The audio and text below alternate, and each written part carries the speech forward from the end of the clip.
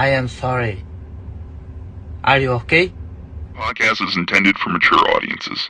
The views and opinions expressed are those of the panelists and do not reflect in any way those of the podcast partners, sponsors, or affiliates. Enjoy. Hi, this is Michael Buffer, and you're listening to the Voice of the People. Let's get ready for Boxing Voice. Every day I'm hustling, hustling, hustling, hustling, hustling, hustling, hustling, hustling, hustling, hustling, hustling.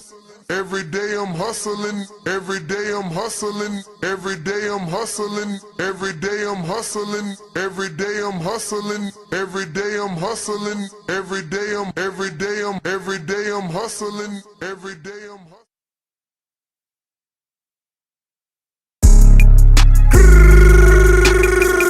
What up, what up, what up, what up? What's going on, ladies and gentlemen? Welcome back to another edition of the Boxing Voice. Yes, GTO. Two-tone superstar. Border. Shout out to the motherfuckers. Border. It's easy to kill a fish. You just gotta pour poison in the water. Two-tone said he need another hit. Hold on, Ness, you know Mozzie with the I'm gon' stick you with this jab and it's gon' hit just like a brick. Tone on commentary like you can't believe this. Can't believe this. What up, Star? You know she promote the health. You know we promote the squabbles. We don't wanna hear no talking if you ain't gon' run the squabble. Know that hook gon' leave him drunk, have him loopy like he Charlo. When I hear that bell ring, he smoke just like a blunt. I hit up Nessie, got the link. I left from Pesos with the run. I need that goal like Michael Spinks. Need that cover of the ring. Beat him bad like Billie Jean, like OC did round one. I put that paper up on this fight and it's gon' end in round one. Come on, Tone, you know the vibe. After this, let's roll one. And we got yams pulling up like it was Turkey Day or something. We got yams pulling up like it was Turkey Day or something. There's something. Border wars, border wars, border wars, border wars. Trees came with the drink, don't trip, bro.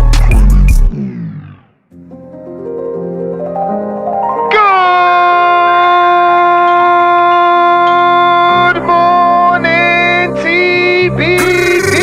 Welcome back, ladies and gentlemen, to another edition of the Boxing Voice Radio. I am your host, Solo, Dolo, Scarface, No Manolo. Lord have mercy. Boxing Voice. We are here to talk about Border Wars 18, Orlando, Florida, School of Hard Knocks. We at Border Wars. Better book your ticket, cause we on tour. We got fade, scratch, talking about all the money on the scraps, yeah, it's money on the floor. We at Border Wars. Better book your ticket, cause we on tour. We got fade, scratch, talking about all the money on the scraps, yeah, it's money on the floor. Yeah, it's money on the floor. Who you betting on? Mozzie smart money, all these hooks I'm putting on. Prince like Nassim, all this drip I'm putting on. Light up on my feet, I'm like Shakur, I pick them off. Pick them right apart. It ain't no comparing, ain't no need to pick apart. This the Boxing Voice at 9 a.m., I cut it on. Coffee in the spliff, then hit the gym and get it on. We can get it on. Middle of the ring, hear the bell ding. First control the distance, then I let the jabs sling. Uppercut or lift them like Tyson did Mike Spinks. Who you betting on? Mozzie smart money, all these hooks I'm putting on. Prince like Nassim, all this drip I'm putting on. Light up on my feet, I'm like Shakur, I pick them off. We at Border Wars. Better book your ticket, cause we on tour. We got fade, scratch, talking about all the money on the scraps, yeah, it's money on the floor. We at Border Wars. Better book your ticket, cause we on tour. We got fade, scratch, talking about all the money on the scraps, yeah, it's money on the floor. Bro, help is on the way, like, pull that nigga up, bro. Niggas don't really get it, though. They don't really get that shit, for real. Only the real ones gonna recognize it, bro. You know, the fake, they can't comprehend what I talk about. It's shit foreign to them niggas. What up, what up, what up, what up? What's going on, ladies and gentlemen? Welcome back to another edition of the Boxing Voice Radio. I am your host, Nesta Gibbs. Solo, Dolo, Scarface, no Manolo, and we're here to have a two-part show on this Tuesday morning. We're going to be talking two topics here, as obviously the streets are discussing Rolando Romero, a.k.a. Rolly, and the latest that has to do with him. He believes Devin Haney is ducking him and has already ducked him and says or claims that he's called Devin's bluff. So we're going to be talking about that, showing you his social media posts indicating that. We're also going to be talking about the Golden Boy lawsuit and the fact that they won, which now makes, this fight with Ennis and Ortiz dead in the water. So, two-part show. If you want to call in, we have our landline pinned to the top of the chat. It is the 1-305-224-1968 number. The numbers that follow are the code to find our specific show, and that is 863-415-27711#. But again, you can just copy paste that. It's in the description of this episode. It's also pinned to the top of the live chat here on YouTube.com, man. So once again, it's a two-part show, and this is what we're going to be discussing. If you're interested in calling in or joining us, we have X Spaces. If you're listening on X, go ahead and do that now. Hit the retweet, repost, and quote retweet. If you're watching on X Live Video, same thing. That's going to help us get some visibility, put some eyes on this episode, and, get people to call in. So, if you want to join us, you know what to do. We got a poll going on as well on our live show here on youtube.com/The Boxing Voice. And we want you to go ahead and obviously share your thoughts on that as well. And the question is, who ducked who in the Haney-Romero drama? Haney ducked Rolly, or was Rolly ducked Haney? He has a deadline. And then neither, just hype.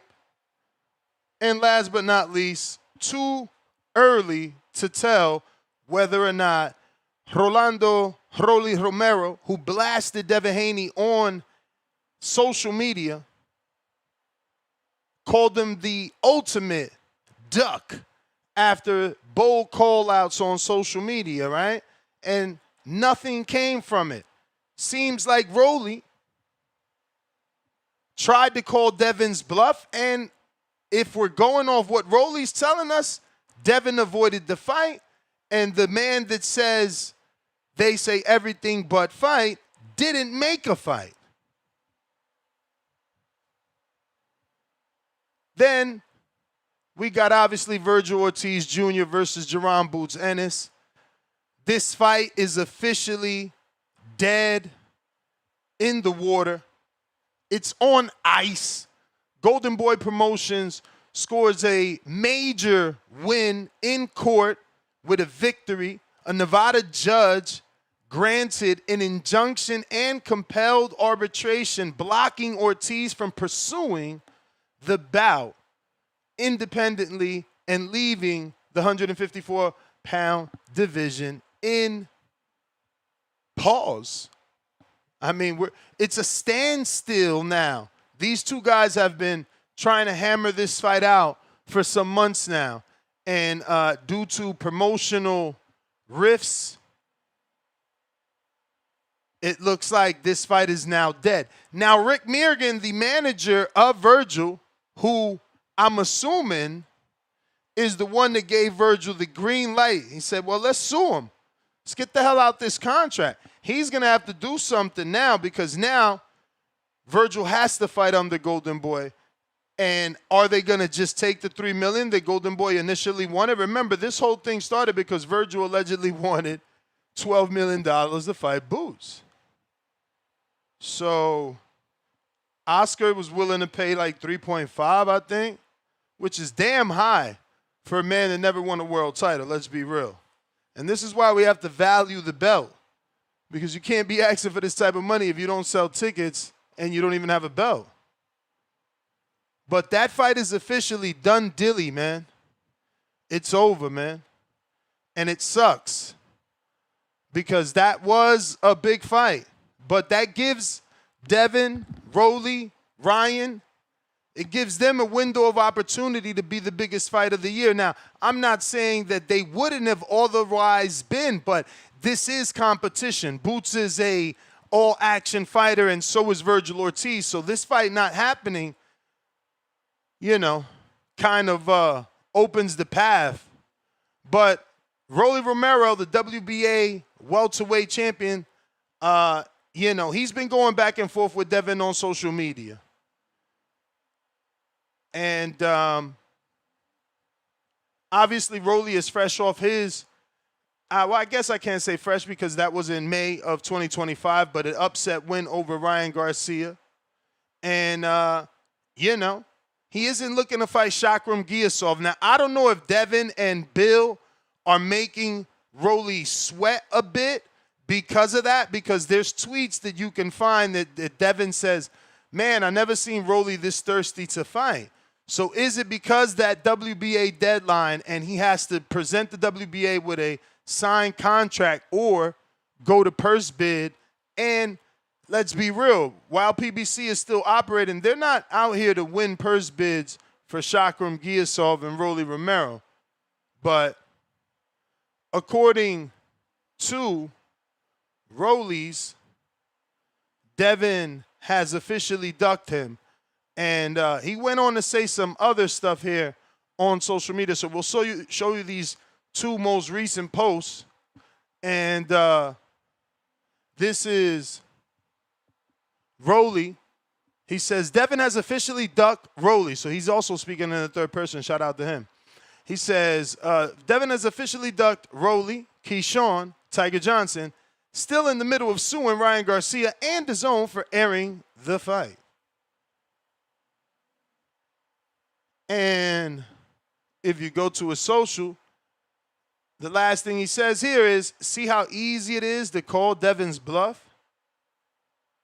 With the laughing out loud emoji. So, what happened? I don't know. But let's see.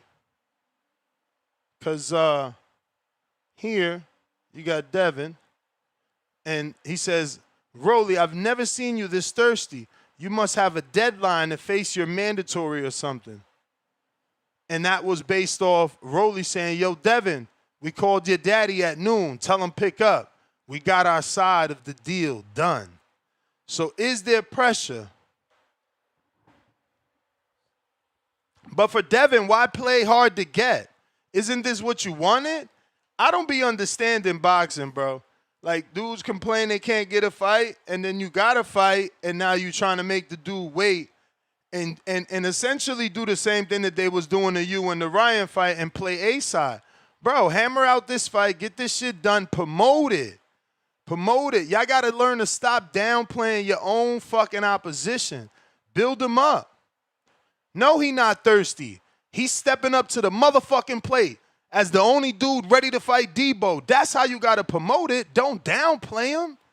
Shit be out of fucking control, bro. But hey, it is what it is, man. Those are the Duck Chronicles. Haney versus Romero. You got Rolly labeling Haney a duck, claiming an offer was sent, which Devin confirmed. An offer was sent for May 30th unification at the Brooklyn's Barclays Center, live on Amazon Prime pay-per-view. Everything that Devin should be good with. We also showed you the footage yesterday where Devin said that the offer was good. So what's the holdup? I don't know.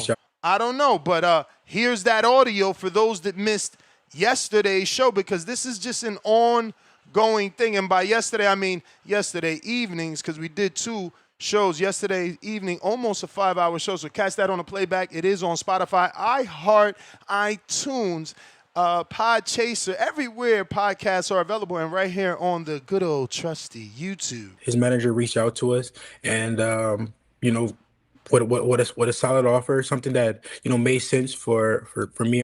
See, with a solid offer, and look, let's go back and look at mannerisms. Look at his face. He was shocked the offer was that solid. So it means they came with a good offer so that Devin doesn't have to go with the back and forth. Look at his facial expression. His manager reached out to us, and look, first sign is the both eyebrows going up in shock, like, and then the top lip shrugging up, like, that look of surprise. You know what I'm talking about. What? Look, the shrug of the shoulders up, like, yeah, well, shockingly, with a good offer. What a solid offer, something that made sense for me and my team, and now we're starting to negotiate. So, again, why are we talking ducking when this video just dropped yesterday? The offer just went out the day before yesterday. What is the I guess rush, and we get it. We're in the industry. We hear the rumors, and we know that Rolly's on a tight deadline. They have to hammer out a unification, which is the only thing that trumps the mandatory. So we get it, but why is Devin choosing to play the role of A-side versus, yo, don't worry, champ, we gonna knock it out. We're gonna knock it out. My people going to get to your people. Like, why everything got to be a dick measuring contest? Danny, I know you listening, man. Pass the word. Like, what is going on? Like, seriously. Like, bro, you got a motherfucker that stepped up to the plate. I know DHP probably in their head like, man, he only stepped up to the plate because he got the fucking mandatory. But that don't matter. That's favor. That's favor working at, and that's blessings working in your favor. One man's fucking issues is your blessing. So like he rather not fight Garcia. Voila, the motherfucking door opened up for you to fight him. Ain't that what you want? Why are we sitting around here downplaying Rolly? Saying he thirsty? No. Let's make the biggest fight. Go with the first video that he did. And this is what I'm saying. I don't be understanding. Go with the first video that you did right here. Or is it that same video? No, I think it's this video. He has to be realistic in these negotiations. I'm not here to just take anything to get back, whatever. Ryan Garcia, when the ball was in his court, he didn't make weight. He showed up with a positive drug test. It was all over the place. So we're not gonna do it like that time around. We're gonna do it the right way. And so if he doesn't want to do it the right way, then we'll move on. Like I said, we'll go on to fight the guy that beat him, and the guy that he doesn't want to rematch. He's not screaming Rolly's name. That's true. So, like I said, if that is the case, then we go on and we fight Rolly. And if Ryan Garcia wants to get realistic, then we can make that fight happen now or later. He has. So keep that energy. We'll go fight Rolly, the guy you don't even want to rematch, the guy that beat you. You got to keep that energy. Shitting on Rolly, slowing down the process of this fight doesn't build it. I've really enjoyed the early negotiations of Brian Norman Sr. and Bill Haney. The way they hammered that deal out, got it done quickly, and gave us 4 months of buildup. That's how you promote a fight. Let's lock this one in.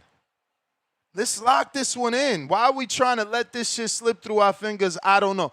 Do you want to be Virgil Ortiz and Boots Ennis, who we are talking about as well, who can't lock it in, who are struggling to get in the limelight and have the big fight, you guys actually have the ability right now to take over. Whoever wins is in a fantastic position. If Devin loses to Rolly now has an even bigger rematch with Ryan. If Devin beats Rolly, Devin has an even bigger rematch with Ryan. You know, outside of the attachments of Ryan, Devin becomes unified in his third division. Potentially the Ring Magazine lineal title on the line. So, again, the Ring would have to reassess their rankings. How is Rolly underneath Ryan when Rolly beat Ryan for the welterweight belt? So Devin and DHP can officially petition to have the Ring on the line with them too because of, obviously, the accolades. But we got Brandon, Cincinnati.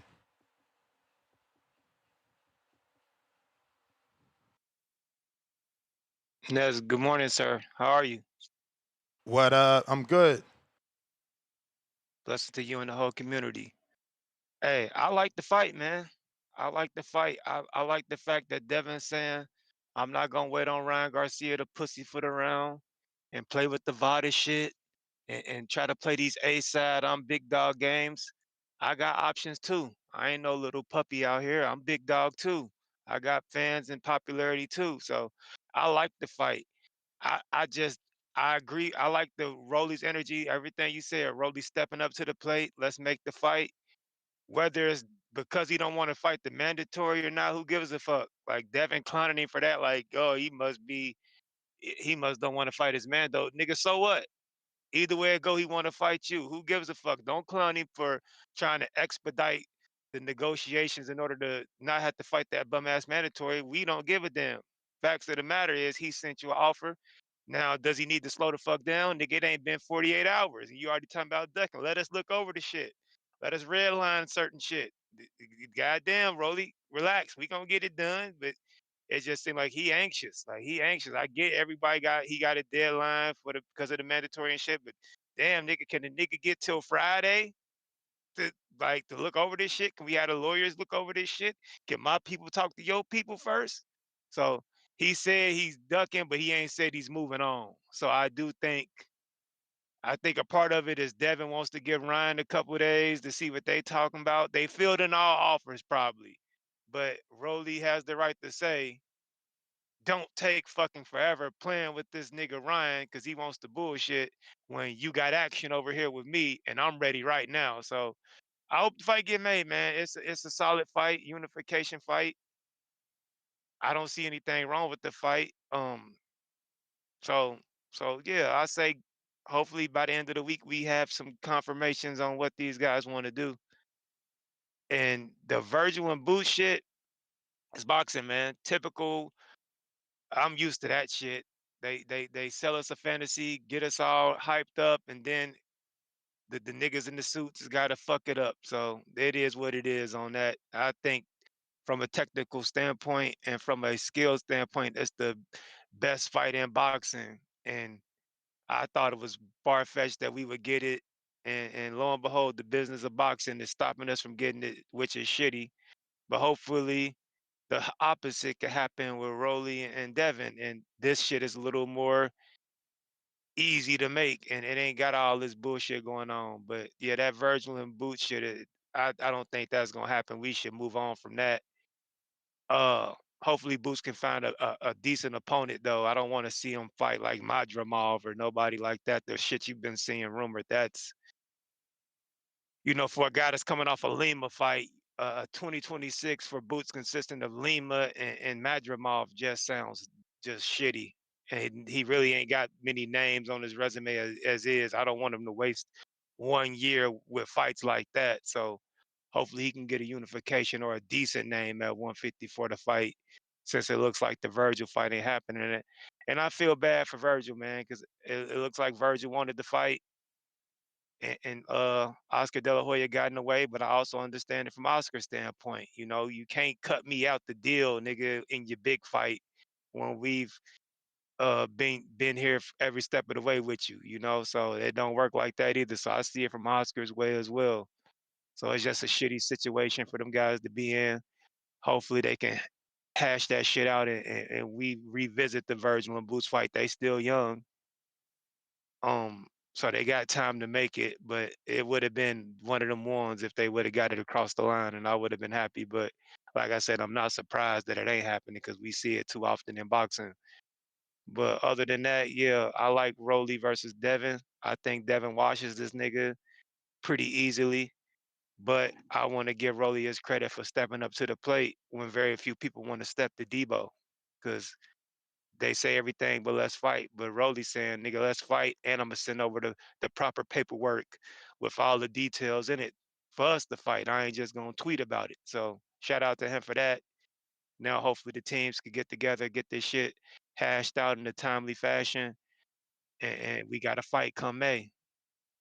Not really happy about the Barclays Center in New York shit, I guess. I figured that'd be more of a Vegas fight, but I get it. PBC love Barclays Center, so I guess I understand it. But other than that, man, I'll let you get to some other callers, man. Good fight.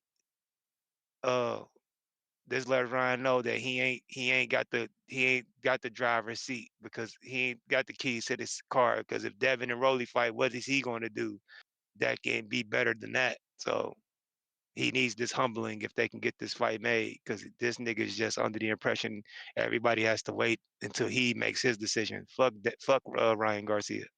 So I like this fight. So, but that's my call, Ness. I'll let you go. Take the middle huff at all times. I'm out.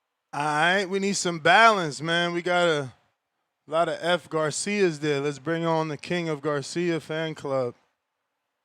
Hey, first of all, Brandon, shut the hell up. Out in the building.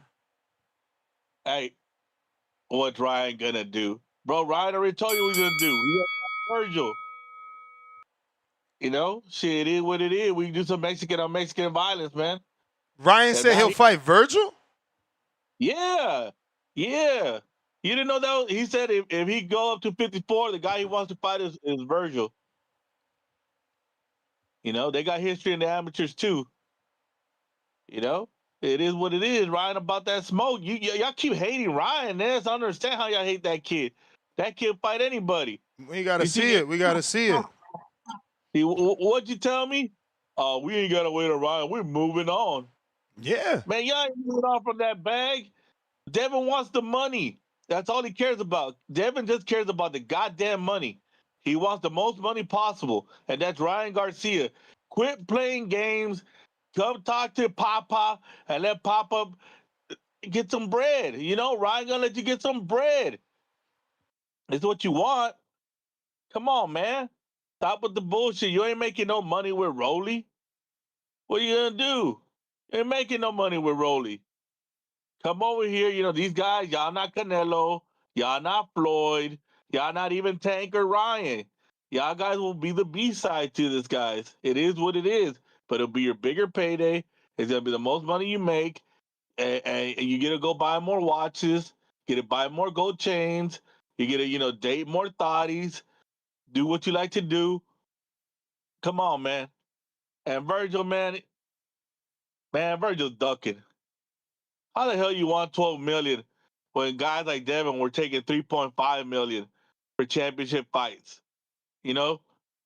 And props to Devin for that, you know, for building himself.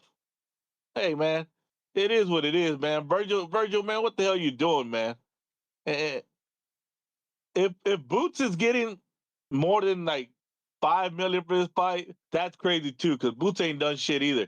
I like both guys, but these guys have not built. I mean, Boots did more than Virgil, so he deserved whatever he getting. That's what I'm saying. So you know, if he's getting 5-6 million, that's good. But to say he wants more than that, that's crazy too, man. You know, yeah, 3.5 million sounds good for Virgil. I think man. 6 sounds good because fuck Virgil. I mean, Boots made like 3 for Avanesian to get the deal with Matchroom. Yeah, so that's what I'm saying. There should be like a $10 million fight between both fighters. How the fuck one guy won 12 million? And if he wants 12 million, God knows how much Boots is gonna want if he gets 12 million. You know, when these guys acting like it's undisputed and they've been boxing for 15 years on top, and this is the last time. This ain't Floyd and Pacquiao, man. I mean, these kids are crazy, man. Like, it's your time, I don't know what's going on with these but it's kids. not your time. Pricing out is the new ducking, baby. Pricing out is the new ducking. Tito La Voz. Buenos dias, buenos dias, buenos dias. What up? Man, it seemed like all the callers took my points, man. I agree with Brandon. Brandon made a great point when talking about Rolly trying to rush the negotiation. You know, sometimes when someone gives you a compliment, and let me ask you this: has Debo said anything, made any statements after the proposal was sent out? I'm sorry, was the statement that Debo made before or after Rolly's tweet? Shit. Which tweet though? Rolly, these guys been tweeting for 2 days. Holy shit. Okay, well, never mind. So if Rolly tweeted that after Debo made that statement, then he's just happy he got a compliment. So after Rolly made that statement, the only thing he said was, "I thought you was a Jehovah Witness." Okay, well then I'm gonna say it's safe to assume that Rolly said what he said about hurrying up after Devin gave him that compliment. They sent a reasonable offer. He was talking about. Sorry, I tapped in a little late. He was talking about what's the name, right? About Rolly. Was Ryan talking about Rolly? No. Was Rolly talking about Debo? Sorry. I mean, was Debo talking about Rolly when he said he sent a decent offer? Yes. Okay. Then that's what I'm saying. I think just Rolly got a little happy. He got a compliment from the Debo camp. And now he's trying to push the issue, which is fine. It's all build up, man.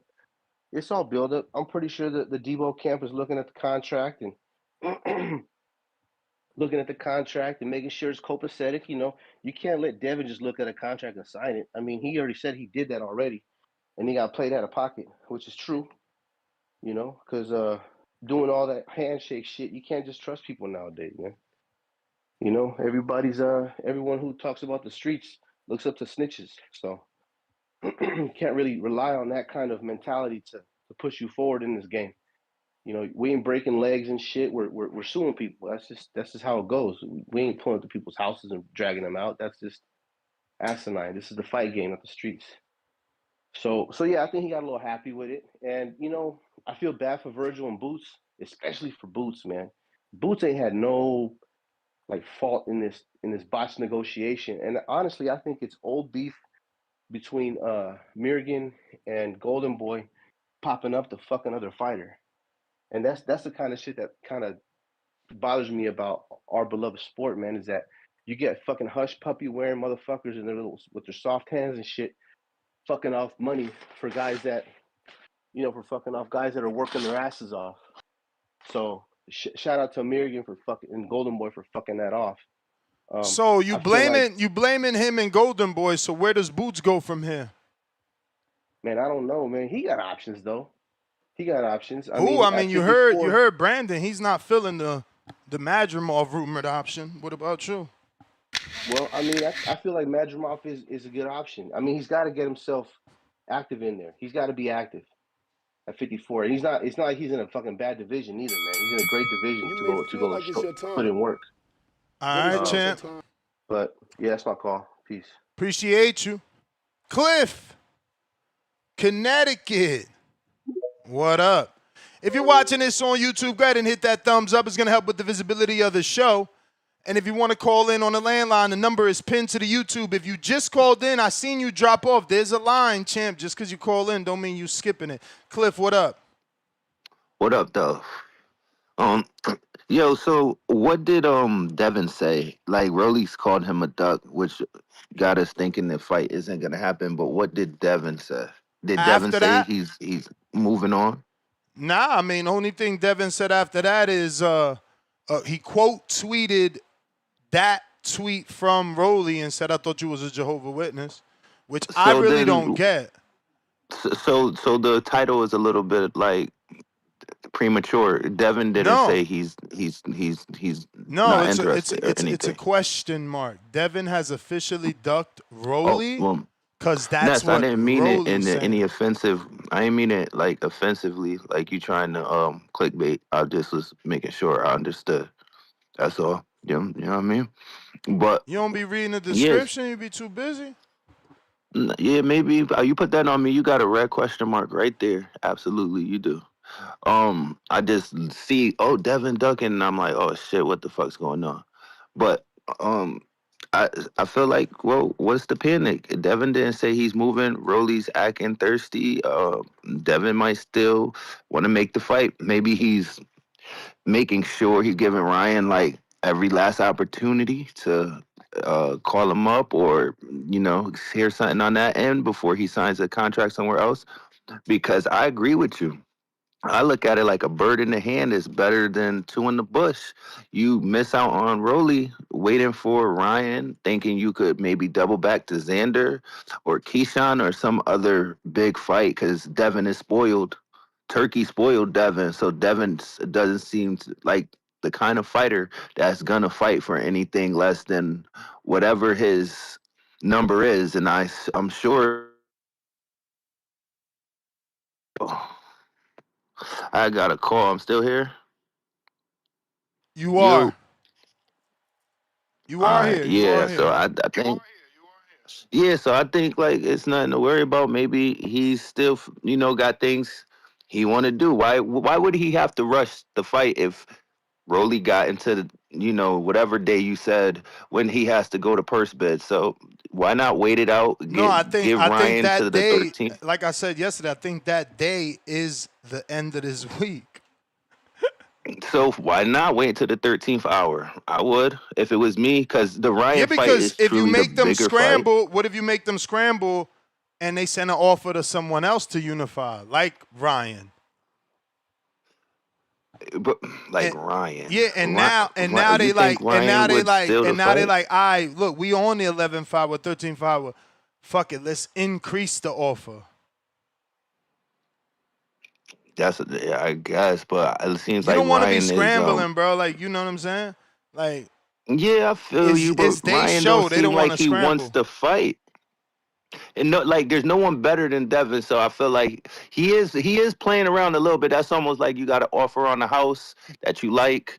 Like, is you gonna take it, or are you gonna try to wait and see if anyone? I get what you're Yeah, saying. it's like you found the house you want, and now you're trying to lowball, but now you don't know if you're getting it because multiple offers are on it.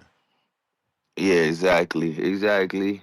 But I don't know. I don't seem like the fight is in that much jeopardy. I bet he takes it because the other options aren't.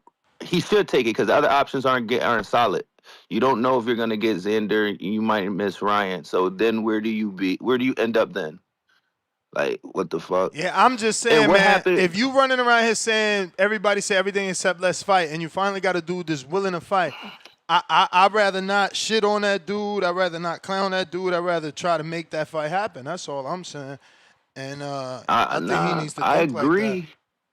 But you got to also look at Ryan might be worth an extra 3 million. You never know. Like so, I can understand why somebody would be a little hesitant. I hear you. All right. You may feel You like the it's your time, man. but it's not your time. We got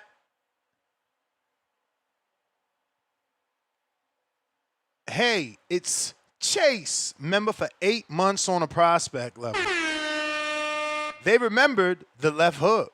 Crying out loud. Hey, man, Rolly does got that left hooky. He dropped the shit out of Ryan with it. DC3, $2. The Haneys won a turkey bag. They waiting on Turk. Rolling on the floor laughing. El Bandido channel, pound for pound, #1 in the chat.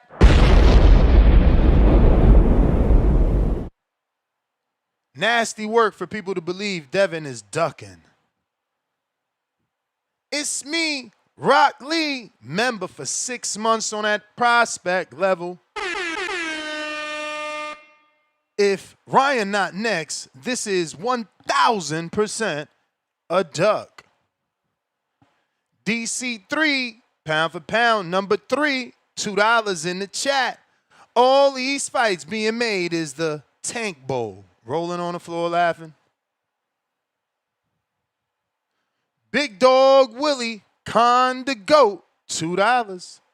Ryan wants to fight everyone but Rolly. Delusional. Jaywalk, pound for pound, number 2 in the chat. Salute, $5. You don't get to run from me, and when you got a deadline, I'm on your timeline? The fuck kind of logic y'all got? Yeah, champ, I see what you're saying, but do we have the luxury to be playing these types of games, knowing that it's hard for Devin, Debo, dollars to get that motherfucking fight? Period, with anybody. So when you got a willing party, why not jump on it? That's all I'm saying. I get what you're saying. I get it that he was out there in the media saying no and talking slick, but guess where he's at right now, right where you needed him to be, right where you wanted him. That's all. Talk trends, $2. Virgil Ortiz in bigger trouble. No fight, 2026. Yeah, Boots is the one doing okay because Boots' negotiations fall apart, but at least him and Eddie move on. Boots got a city in Philadelphia that's waiting for him to put on a show. Virgil now is in court on some Andre Ward, Mikey Garcia type shit. That's no bueno. We got OYL with Amino. Welcome to the prospect level. And we got It's Me, Rock Lee, $5. If it's not Ryan, then Rolly. If not Rolly, we want Keyshawn. So Bill Haney. You got some explaining to do. Huang out of Houston, member for 35 months on that. The champ is here! The champ is here! The champ is here! Rolly versus Ryan rematch unification is huge. There's a marketable storyline there. Devin is fucking up by not locking it in. Hey, I'm with you, man. I'm with you.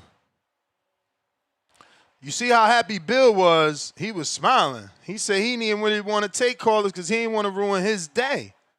So I hope this is all just social media back and forth and, we can lock it in with the managerial side of things. Don't forget, if you need a landline to call in, we got one. That number is pinned to the top of the YouTube chat. There is a code attached to it. Just copy paste it. It's also in the description. It's 1-305-224-1968. That code is 863-415-277-11, and then the pound sign. And yes, the code changes daily, but not the actual phone number. So you'll always find the new code, same phone number, in the description of the YouTube chat to make it easy if you need to copy paste. Alex Vega, what up?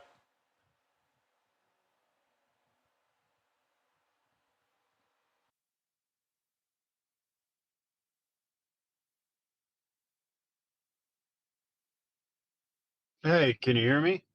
We hear you. All right, yeah, good morning. Salute to the chat. I hope someone else joins the panel soon. Yeah, in regards to the topic, I think it's someone said it earlier. I just in the universe, Devin ducking this guy off of 2 days since the offer. I think that's bad juju. I think that also you have a lot of people that take things for the surface level. I don't think they can. A lot of times when it comes to thoughts and opinions, they can't really formulate that themselves. They kind of go off of what's right in front of them, such as how a sentence is structured. So I think that's where YouTube channels, articles, I think they know that.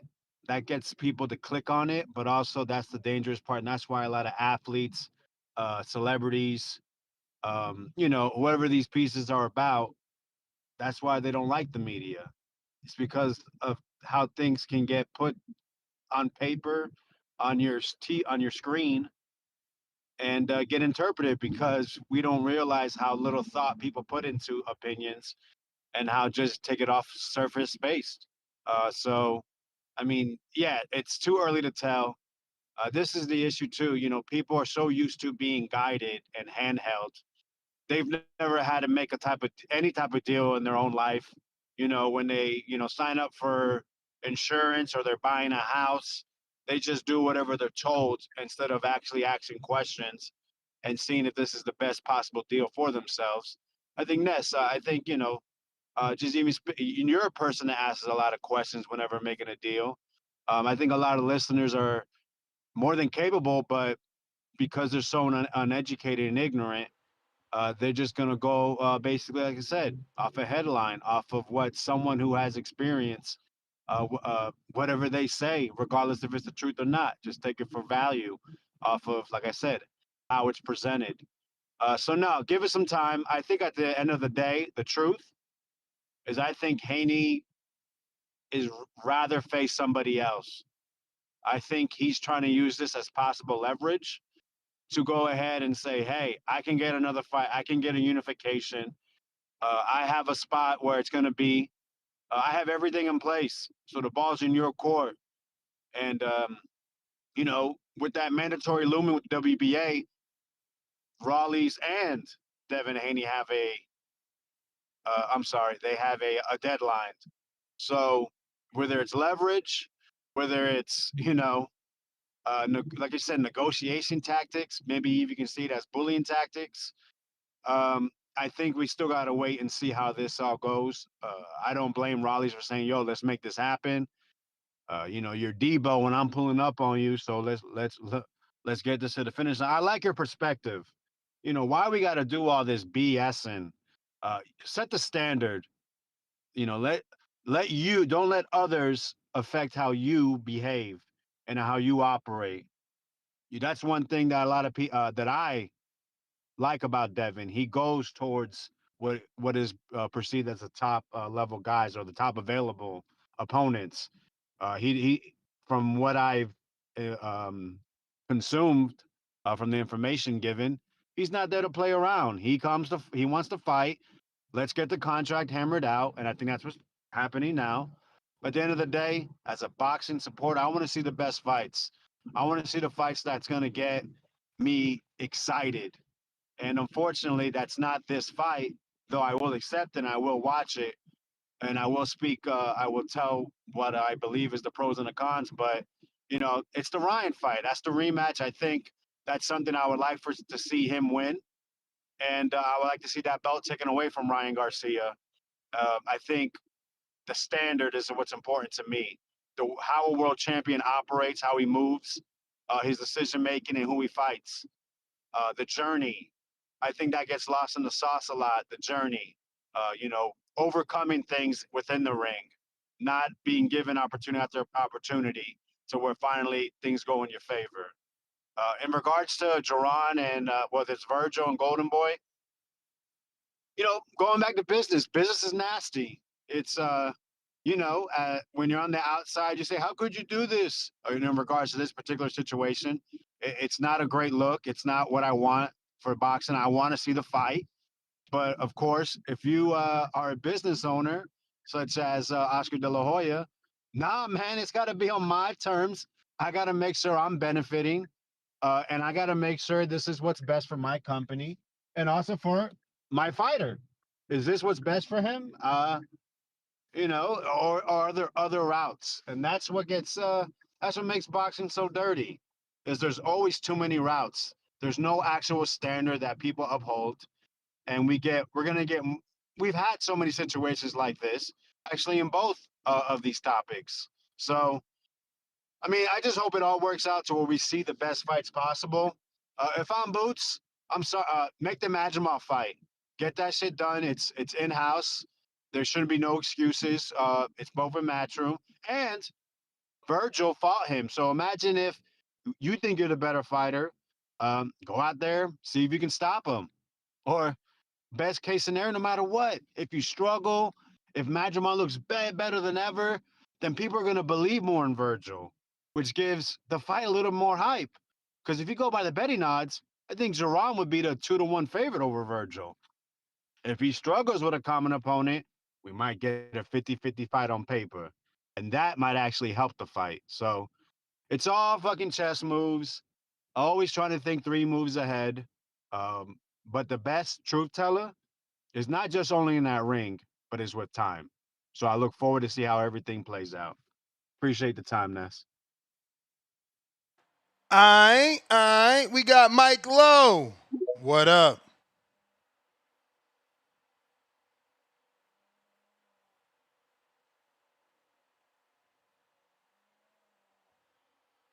Mike Lowe, gotta unmute.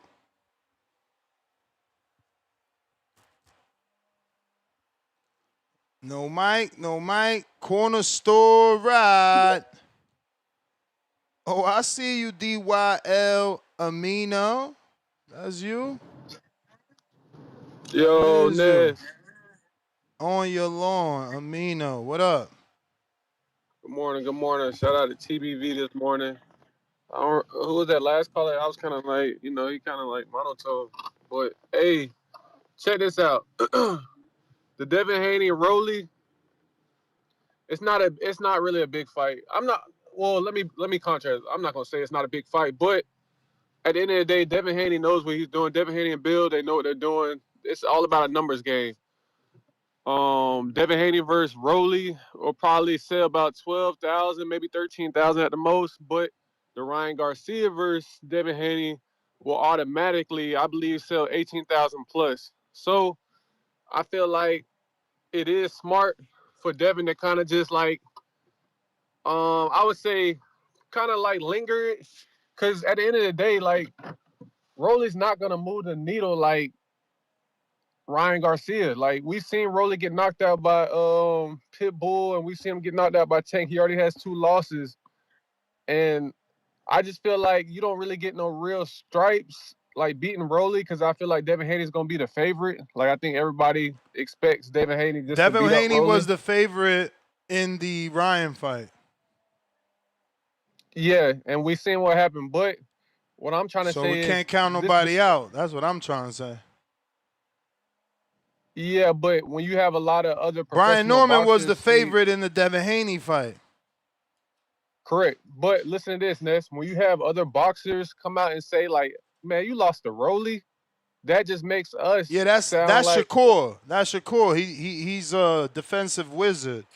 So that's how. But he laughing at Ryan. He laughing at Ryan for losing to Rolly, but he willing to fight Ryan. So does he really care, or is he just trolling to get a fight?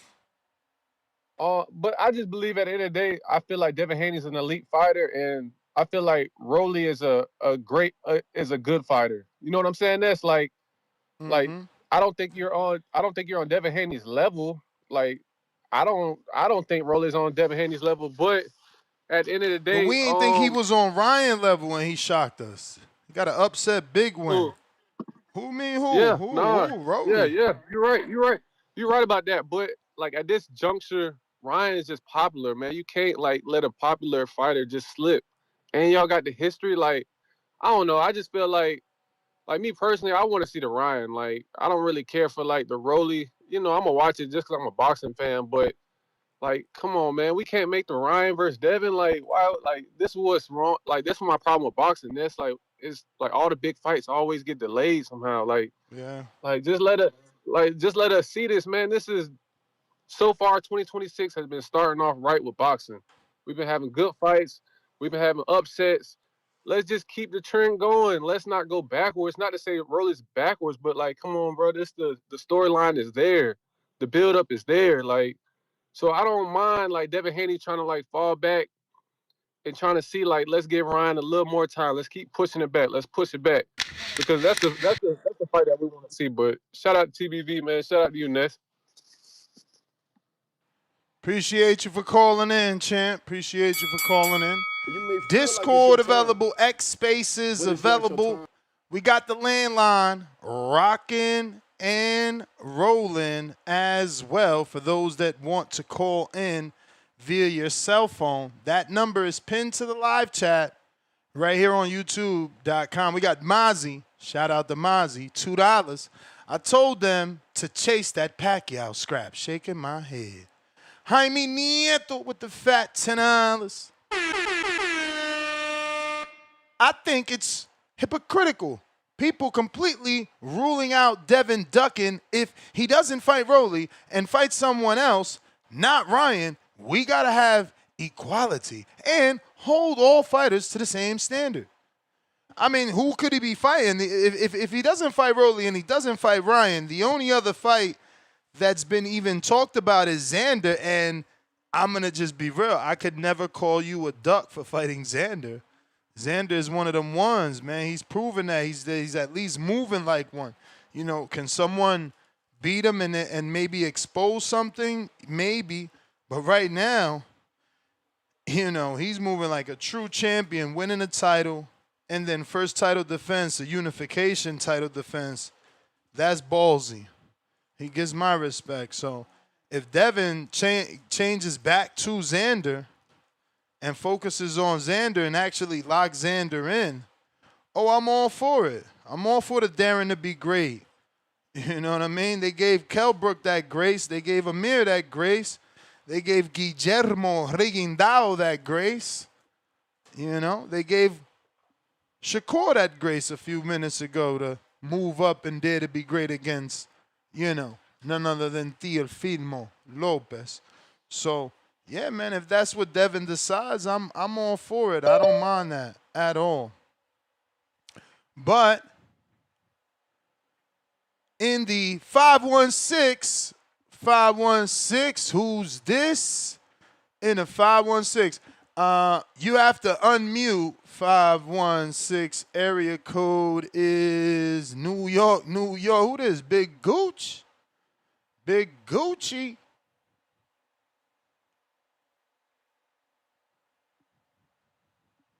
While we wait for him to connect, smash that thumbs up. You got to unmute if you're trying to communicate. Champ. Unmute. Yeah. Hello. We got you. Hello. Who's this? Where you calling from? It's John from Queens, man. What's going on, Ness? How you feeling? All good. What up, John? I want to ask you something. You said Ja, right? Not John, right? Ja, right? Nah, John. John. Oh, John. Got you. Yeah. Ness, I wanted to ask you something. Since the Boots Virgil thing is dead, you know, with the litigation and everything, what's the play? What do you think the play for Boots is now? You know, does Eddie have to give Josh Kelly to him in order to, you know, keep him happy? Yeah, I mean, I would hope it's Kelly, but there's rumors of Madrimov. But yeah, Kelly would be a good fight. Maybe Keith Thurman. Maybe Keith Thurman, if he could get the win. If Keith Thurman could win, you know, maybe locking in something with Keith Thurman. Yeah, Keith beats Fundora, or even maybe a Fundora if Fundora wins that, right? Would you say? Yeah, I mean, Fundora's just kind of been showing that he don't, you know, I don't know, man. I don't know. He kind of does only the PBC thing, but maybe Keith will be like that too. Yeah. I don't know. But yeah, either of those fights I would like. You know, Fundora boots, Thurman boots. Yeah, we can't get another. But let me be clear, only off a win. I don't want Thurman boots off of a loss. I got to get Thurman. He's got to be coming off of a win. Absolutely. And before I go, in your opinion, what would you rather see? Forget about, you know, the straps and all that. You know, with the unification. Would you rather see a Rolly just fight style-wise, Rolly, or would you rather see the Garcia fight for Devin? Nah, I want the Garcia fight. I mean, we got to either put it behind him, or, you know, it is what it is, and Ryan got his numbers. Is a Wilder Fury situation. No doubt. All right, that's my call. Listen, everyone here, like, subscribe. Make sure you put them in the algorithm. Appreciate you, Ness. I'll be calling back, brother. All right, appreciate you. All right. See how simple that All was right, to peace. call in from the landline? You could do the same. Mike Lowe trying you again.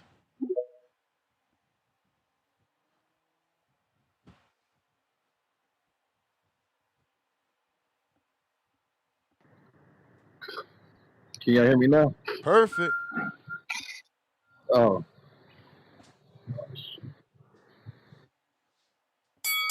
Mike Lowe, we hear you. Okay, he gone. Out in the Bay. What do you got to say?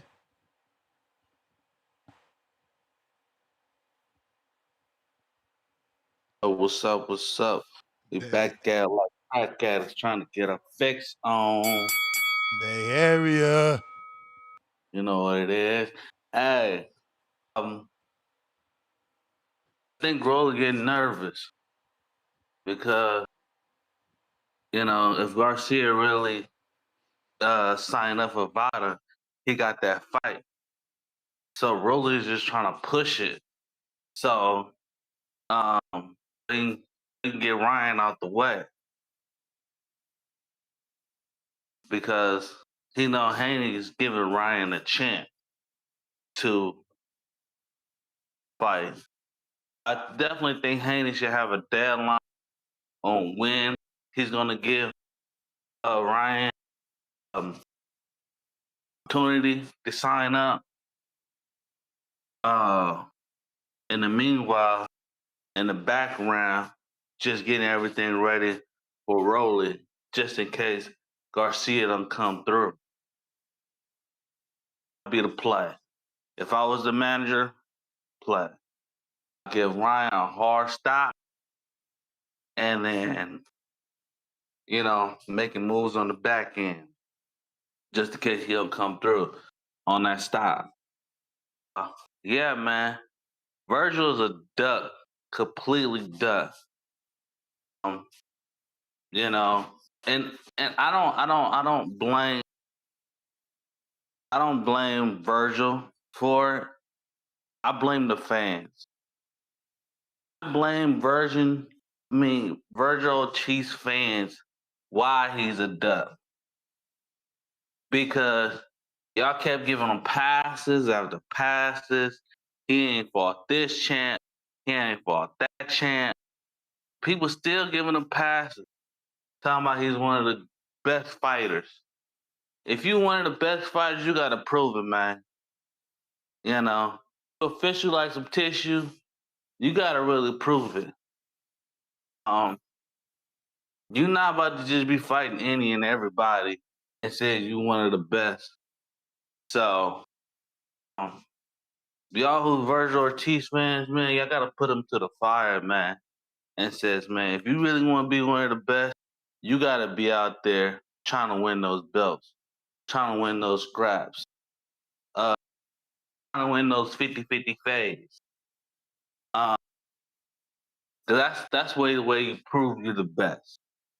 But yeah, man, if Virgil don't want to fight, there's another 4-pounder that got 2 belts. I'm gonna go fight that guy. You may feel like That's the fight to make, but Boots don't bring nothing to the table right now unless Eddie could put together a nice offer since Top Rank don't got a network and be like, listen, Top Rank, I talked to Madison Square. We could get Madison Square on June. Or listen, Top Rank, I know you got Madison Square locked in. I got the network. Let's do Boots. He's from Philly, East Coast. New York City, Puerto Rican Day Parade, June 6th. Perfect. That's the fight to make for Boots. That's the big East Coast fight, bro. That is. That's a major. That's like good B-Hop, bro. And if Matchroom is smart, they do B-Hop Trinidad all over again. Do like a poster of Trinidad and B-Hop facing off, Philadelphia, Puerto Rico, Boots fucking Xander facing off, Philadelphia, Puerto Rico, on the poster. So show like the old fight, vintage looking like throwback, and now the new guys, stepping in to do that Philadelphia, Puerto Rico battle. Bro, listen. Bro, have Boots be like, yeah, you know what I'm saying? I know Puerto Ricans don't like Philly, but I'm going to make them love us. I know B-Hop stepped on the flag. We gonna beat up Xander, but we ain't gonna disrespect. You feel me? Like something, I don't know, but it's there. There's a storyline that could tap into right there with that East Coast fight. That's a big East Coast fight. Yep, and you can do it on Puerto Rican Parade Day. Yeah, that's June 6th. Puerto Rico, whenever Puerto Rico event in New York, we do it on that. So you can have your fans out there, and I still beat you. So I think that'd be a major fight. All right, champ. That is the bell, Judah Man.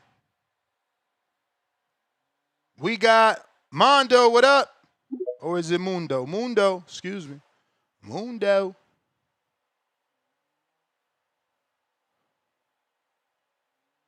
If you're looking to call from your cell phone, you can do that on our landline. It is available. It's the 305 Miami number. Come holler at us. We got Bobby Cuts. Yep. I see all the excuses y'all making. You know what I'm saying? We knew this fight wasn't gonna happen. They don't want to smoke with Sugar Rowley. It's too much at stake. You know what I'm saying? Ryan, he's scared to death of Sugar Rowley. He should be calling him out. He made him cry in the ambulance. He don't want his get back. It's for a reason. Cause he know he can't do nothing with Rowley. Devin like, damn, if I fucking lose to Rowley, I'm gonna be laughed at like Ryan. Rowley going to the Hall of Fame. Imagine if Rowley beats Devin. He beat Devin and Ryan. That nigga Rowley, a 3-division champion, going into the Hall of Fame. And what does that do? It just elevates Tank Davis to the throne as the best of this era. Because Rowley would be the second best of this era. And y'all call this boy retarded, but he in position to be the second best of this era. By knocking out Devin Haney, nigga. You can say it's a long shot, but it's possible, nigga. What Devin go do? He the duck Keyshawn. He really don't want that Ryan smoke for some reason. He's scared of the Osterine hook. Rowley called his bluff. What they gonna do, dog? They gotta do something. It's looking bad. Ain't no nigga. What y'all got to say?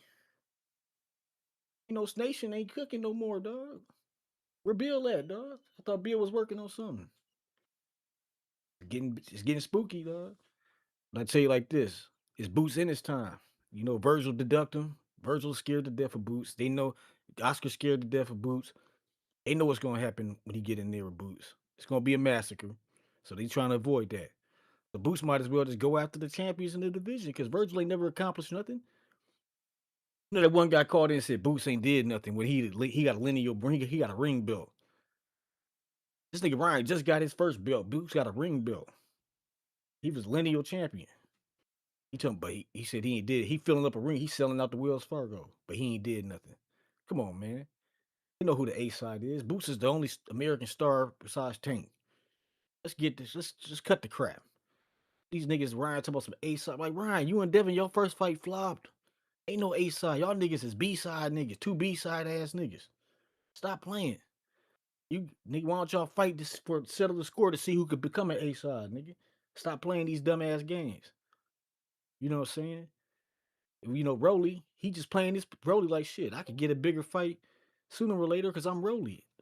You know what I'm saying? I'm the star of the PBC to Tank come back. He can't fuck with Sugar Rowley. He the A side of both of them because he beat Ryan. Devin ain't beat Ryan. This nigga 12-0 Ryan, masterclass Ryan, made him cry in the ambulance. He the A side. They might as well give that ring belt to fucking Rowley. If they gonna make Ryan number 1 on the Ring magazine, then they gotta give Rowley the belt because he beat Ryan.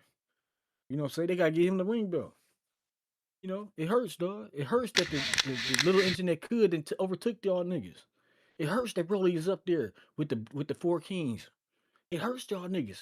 Cause y'all ain't live up to what y'all was doing. Y'all was capping too much. You may feel now like it's your Keyshawn time, Davis, the businessman, is on your ass. but it's not your time. And y'all gotta do something about that man. Cause when he come to 47, he knocking all you niggas out. Sean in the UK, what it do? What it do? We got Daniel. $5. Why it seem like everyone is cool with the Boots and Virgil fight falling through? Why shouldn't Team Ortiz get hell like everyone else. I think it's because people just don't care. Like, as much as we want that fight, it's not like Ryan Devin, so we don't care like that. We're not invested. Or them negotiations been drawn out so long, we also don't care. Anthony Forbes anymore, right? It just took so long. We on some like, man, what the fuck? Anthony Forbes, $2. Rolly, correct. 2 losses, 2 KOs. Haney, power. We got Hoodie, Gym Rat, member for 2 months on the prospect level. Boxing hypes big fights, then give whack ass fights. Damn. First and 15, $2. Bobby gotta step up his hating. It's D tier hate. Dr. C Jr., $10. TBV has a landline? No more excuses. I'm calling in. We sure do, my friend. That number is 1-305-224-1968. The code you must enter is 863-415-27711, the pound sign. The code is going to change daily. You'll find the number and code in a one-tap position, always in the description. You'll find a Zoom link there as well if you prefer to just call in via Zoom. Discord, X Spaces, everything that, available for you to call in and talk some good old-fashioned book sale. We got in the 919. Who is this? North Carolina. No, that's North Carolina. North Carolina got to unmute.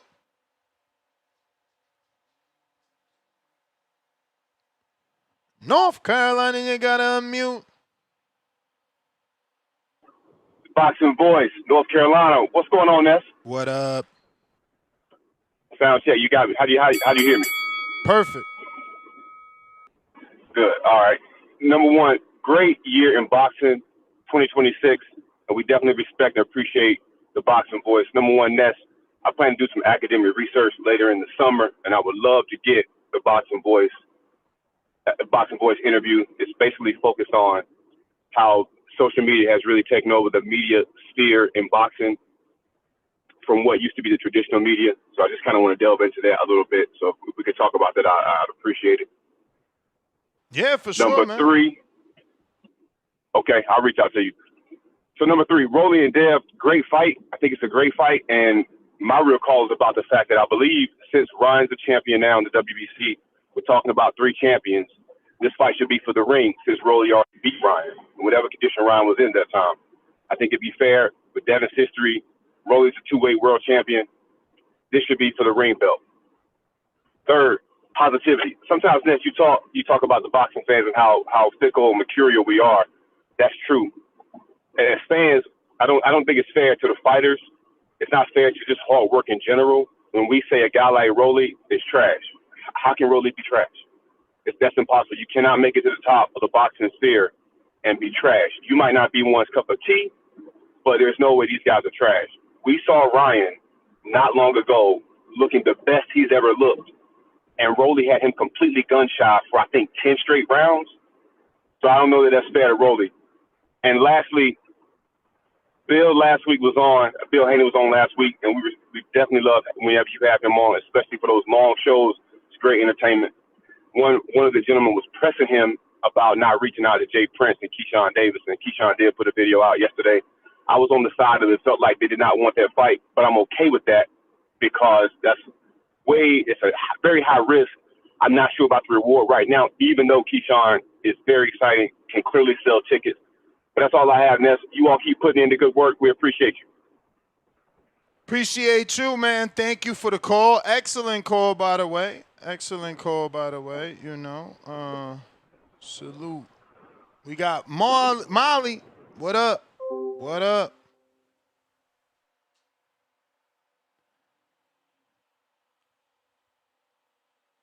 You hear me, Nuts? Yes, sir. Don't you? I ain't gonna decide was gonna some boots, man. But if you, what's wrong with him fighting? You don't sound good, bro. You in the bathroom, headset, something's up. Something's up.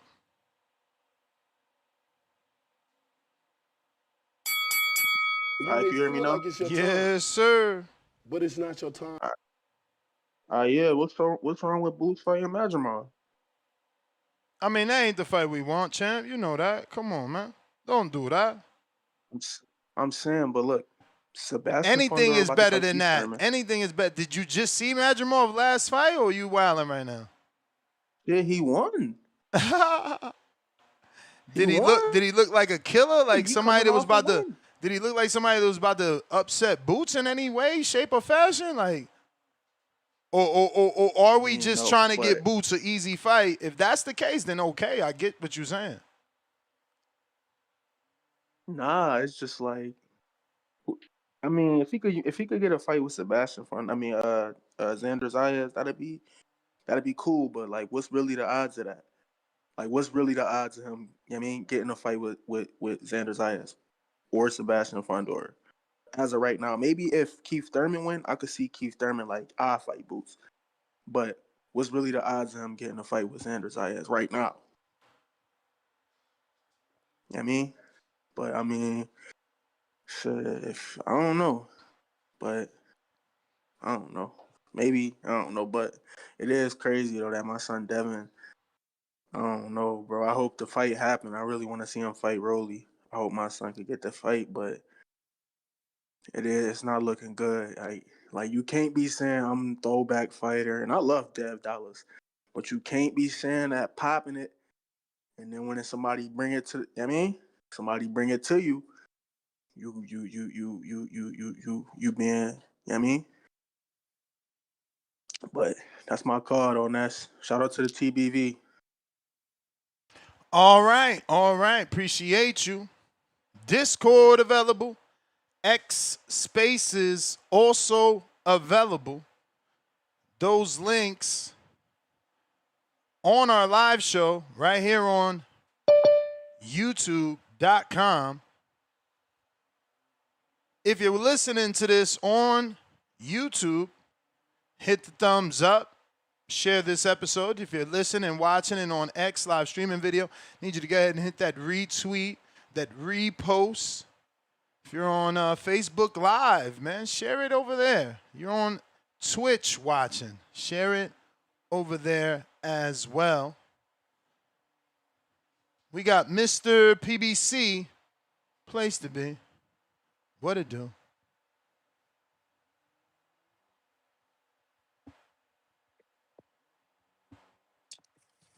Yo, good morning, Ness.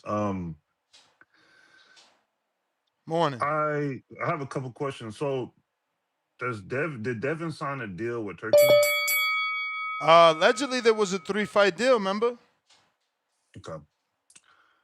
So, I believe, he wants the bigger pay is probably with Turkey, so he's going to stay over there. So, if someone sends him an offer I feel like if someone sends him an offer, he's going to divert from those offers. So, I knew he was going to do this. I think that he's gonna stick to the ring cards probably. So if anybody sends him off, I don't think he's gonna take it. I don't think he might go to 154. I do believe Devin his natural frame probably will be best at 154, end his career at 160. But if he's not gonna take the Rolly fight and he has stipulations for Ryan to get a fight, there's not that many people left at 147, so I do believe probably he's going to go to 154. Um, Typical way of moving up seems like what the people say they're going to stay or not, and then they go up. They say they're going to come back down. Um, Hopefully, I think Bill Haney said yesterday that he wants to bring the contract or the talk of Rolly fighting Devin to Turkey, right? Did he say that? to try to do Yeah, it he to said like him promote them. and Louis, the manager of Rolly, had a conversation that they would like to have the fight on Amazon and on DAZN. Okay. So where's this information that he ducked Rolly? Rolly is calling it a duck. Oh, okay. So you're just reporting that Rolly's calling it that. Mm-hmm. I think that Rolly he noticed what they did. They got the offer, but they're not taking that specific offer. So he's probably calling duck on that specific offer. They probably want to fulfill the turkey and get on those ring cards and then have Rolly go over there. And I don't think he's going to do that. Once a champion becomes a champion in PBC, you got to be over there. I don't know. Maybe. Who knows? Um, but yeah, when it comes to Ortiz and Boots, let me just get this last piece off. I truly believe Ortiz is ducking. I don't know where you're beefing with Oscar. I don't know where you have a problem with stuff. Yeah, Oscar did give a crazy offer 60-40, but he did give a decent offer where you get 50%, 50, what was it, 50,000 if you win? I think that's a little decent offer. But I think, Ortiz is just acting wild. I think he's definitely ducking. It seems like he's just a little scared to fight Boots. That's my call. You may feel like it's your time, but it's not your time.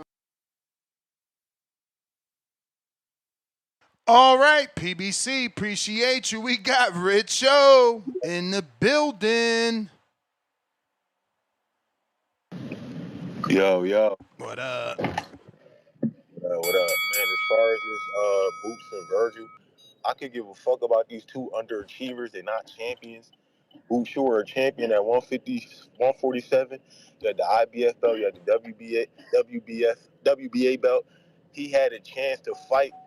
We've seen guys move up and fight champions immediately. This dude vacated the belts, and now he's back at square one. He begging for fights. He was begging for the Ryan fight. He just down bad. Virgil, we know he's an underachiever, but the fans give him a cop out, and I kind of give him a cop out because he done fought the competition. He done fought a Madrimov. He done fought Lubin. He got a better resume than Boots. Feel me? That's that right there. But as far as this Haney shit, Haney letting me down with them comments he done made, talking about some Jehovah's Witness. Like, I get it. You probably got the lawyers looking over the contract and whatnot, making sure everything's cool and the language is all there. But you can't afford on these TVV streets, on this Twitter shit, to be looking like a duck right now. You gotta don't say shit at all or make the fight happen. Like, all this shit you doing with all that, talking about, yeah, Rolly thirsty, bro, just make the fight happen, bro. We don't give a fuck about all that. We get it. At this point, Rolly do look thirsty because he talking about Conor Ben was ducking him now and this and that. But it's just a perception that you want to make sure that you keep your image protected. And I don't think he's doing a good job with that. But I ain't gonna be too long-winded though. That's my call, man. All right. Appreciate you. If you are looking to call in, now is the time. Don't forget to hit that thumbs up if you're watching here on YouTube. And if you're listening on X Spaces, we need that retweet. If you're on Facebook, Twitch, share the show. Share the show. It's going to help with the visibility. And, it's going to help get this episode in the eyes of boxing fans that do not know we rocking out every day, multiple times a day.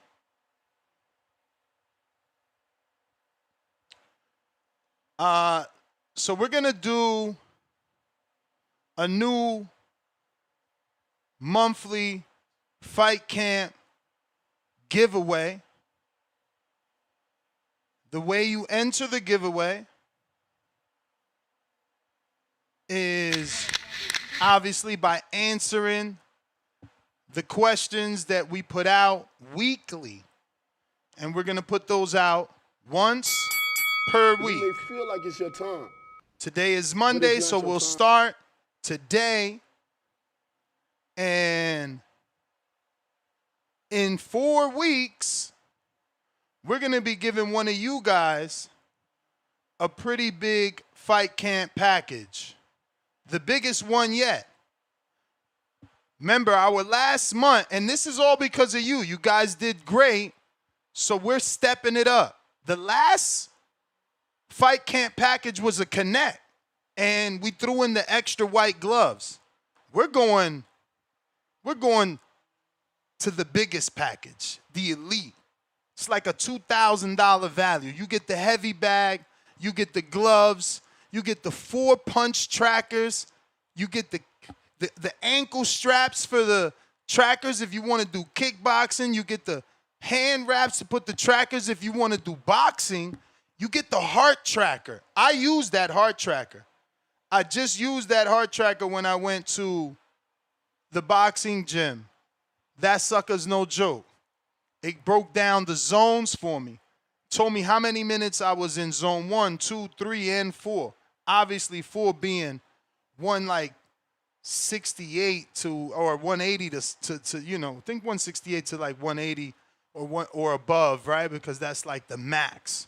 But that heart tracker is banging. No batteries needed. Strap it to your chest. Little moisture.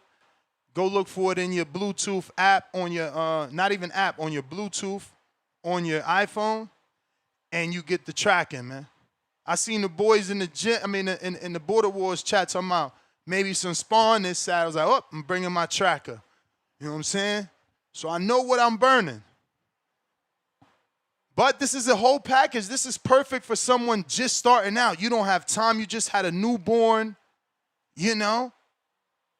You work 2 jobs. This is for you. The Fight Camp Elite. If you didn't sign up the last time and answer the questions, you better do it this time. Take advantage. This could also be a gift. Don't forget, you can win this Fight Camp Elite here on TBV because this is your favorite podcast, and then gift this to someone else who you think needs this. The bottom is the base. That base is, you know, they were very intelligent in designing that because you can hit this bag. There's other bags out there, and you can watch videos. They fall down. I'm telling you, I've done the research. You know I don't like promoting nothing unless I believe in it. Not only do I believe in it, not only did I do the research, I own an elite package. It's in my garage. So that black ring at the bottom, those 4 pieces you see there, that's to hold the bag in place, and that goes on with Velcro. You wouldn't believe the amount of strength that has. That keeps your bag right in place. And obviously, you guys are bums. You can't hit as hard as me, so if I can't knock it down, you can't knock it down.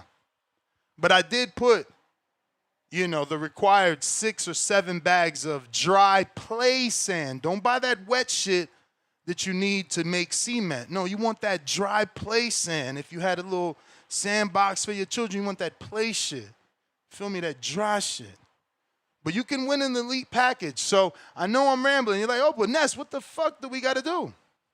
Well, the Boxing Voice and Fight Camp are doing another giveaway, and it's going to be 1 question per week. This week's question is, what makes Fight Camp different from traditional boxing or fitness equipment? So it's a couple of questions here. Little survey. You go ahead. You do your thing. You make sure you follow the Boxing Voice. Make sure you follow Fight Camp. And in the 4th week, we will announce a winner. Shout out to, I believe it was Cedric that won the last one. And, yeah, man, he's happy. You can be happy as well. Maybe you get your wife happy if you win this because now your little fat butt starts to lose some weight. And there is no better weight loss than boxing. There is no better weight loss than boxing, man. So, you know, you can't complain having the Fight Camp console. You just need a television, and now you got someone to train you. Obviously, you don't need a television. You know how to punch a bag, but if you want someone to give you a routine, you want to have some sort of virtual trainer there, you want to see your stats live on screen, you want to see yourself punching 100 punches per round, turn it on, connected to your television. For anybody that doesn't want to wait for part of our raffle giveaway, you can use the code TBV10 and get 10% off Fight Camp gear and apparel. Remember to follow Fight Camp, follow the Boxing Voice, and answer one question for the next 4 weeks, and you get an opportunity to win that $2,000 plus package there. Now, getting back to our regularly scheduled program, we got Wilson, $5. Is Boots versus Adames a bad fight until the champ frees up? Oh, he means Adams, Brandon Adams. I'll take it. Great fight. Take it. I'll take it. I'll take it. I want that one. Yes, yes. Dr. C. Jr., welcome to that prospect level. We got Amino.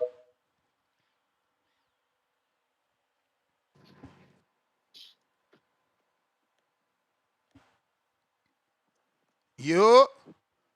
Yo, good morning, TBV. What up? Yo, Ness, I got a question, man. When after Haney beat Brian Norman, who did Bill go around calling out? Rolly. Oh, Rolly. And did he find him? Yeah, he did, but Rolly said he didn't want to fight. Yeah, he didn't want to fight. Guy turned it to Waldo. So I don't get how people are saying that now Devin is ducking Rolly. Like they just fell Rolly right is into saying that. that. Rolly is saying that. All right, and I see people agreeing with him. Like I see the poll, people are voting on it. I don't really get that logic. What I think is happening now is that Ryan was using Shakur as leverage. I think Devin is kind of using Rolly as leverage. They want that fight. They want the Ryan and the Devin fight. So I think he's using it as leverage. The only problem is there's a timeline, and so I really think Devin might go ahead and just take that Rolly fight if Ryan ain't talking right, like in the next couple hours for real, because that timeline's coming up. So I think he does take that fight. As far as Boots and Virgil, look, man, I think Boots, I think he could get the Zayas fight. He's a WBA interim champ. So I don't know if they could petition to get that mandatory ordered or not. But I kind of feel bad for Boots and Virgil, man. Like they was both at 147. Spence and Crawford was kind of, holding up that division. Neither one could get the big fight then. So they move up, and they still both looking for that big fight. Even if Oscar won the case, I still think they can make the fight happen with Oscar. Because Virgil, is he really going to sit out again? He already sat out when he was sick. Like, you going to do it? You going to sit out again? Like, I don't know, man. I think, and my other question is, why can't, if Eddie was about to sign Virgil to fight Boots, why can't Virgil just go to Oscar and say, just give me the same deal that Matchroom was about to give me?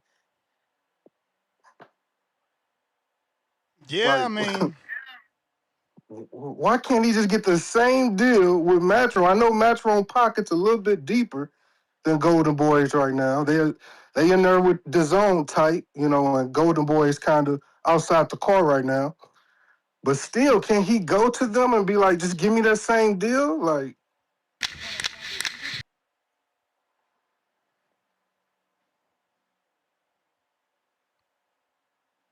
we'll see. Can he get that same deal, champ? You may feel like it's your time, shall see. all right now. but it's not your time. You the man. You the man.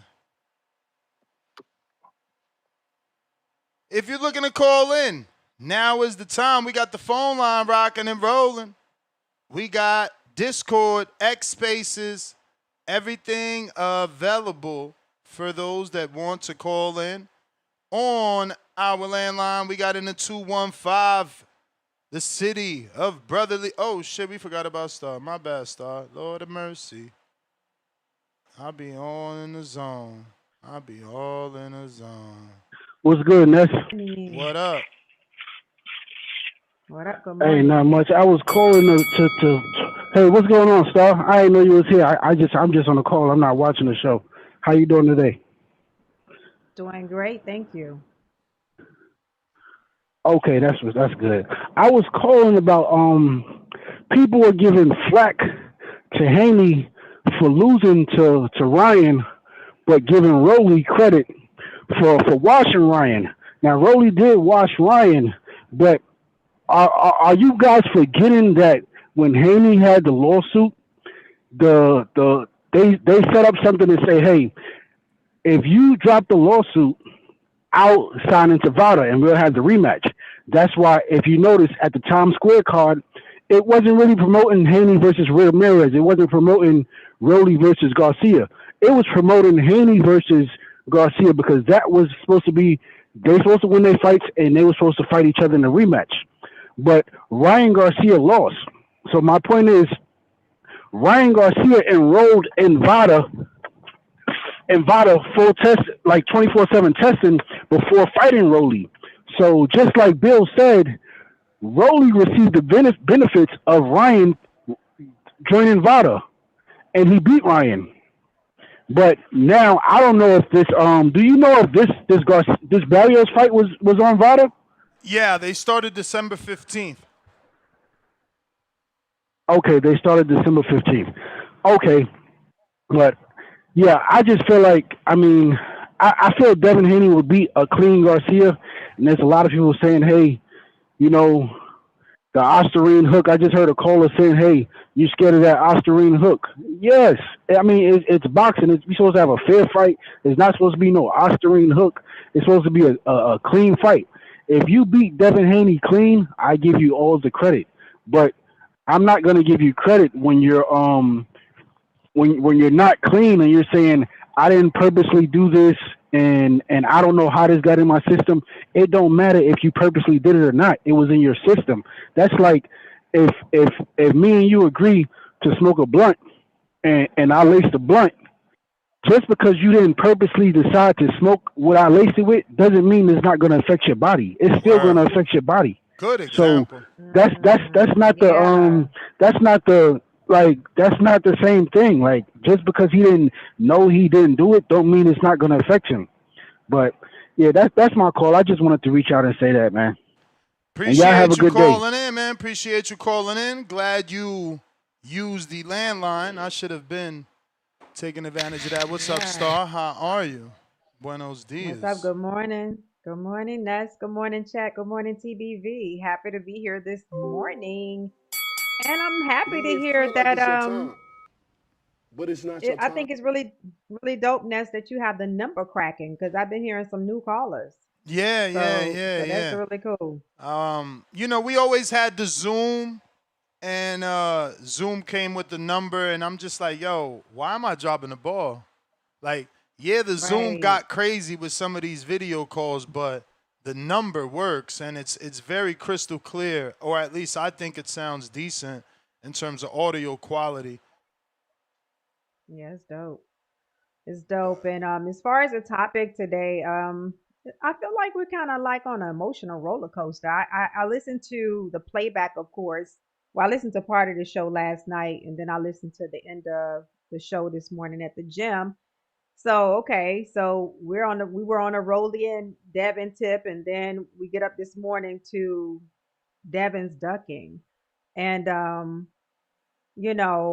kind of feel like that the Rolly fight is one that is not Devin's first choice, right? I kind of felt like it was Devin's first Was choice it not after his first the choice? Because it was his first choice. Like after they were running around looking right. for him.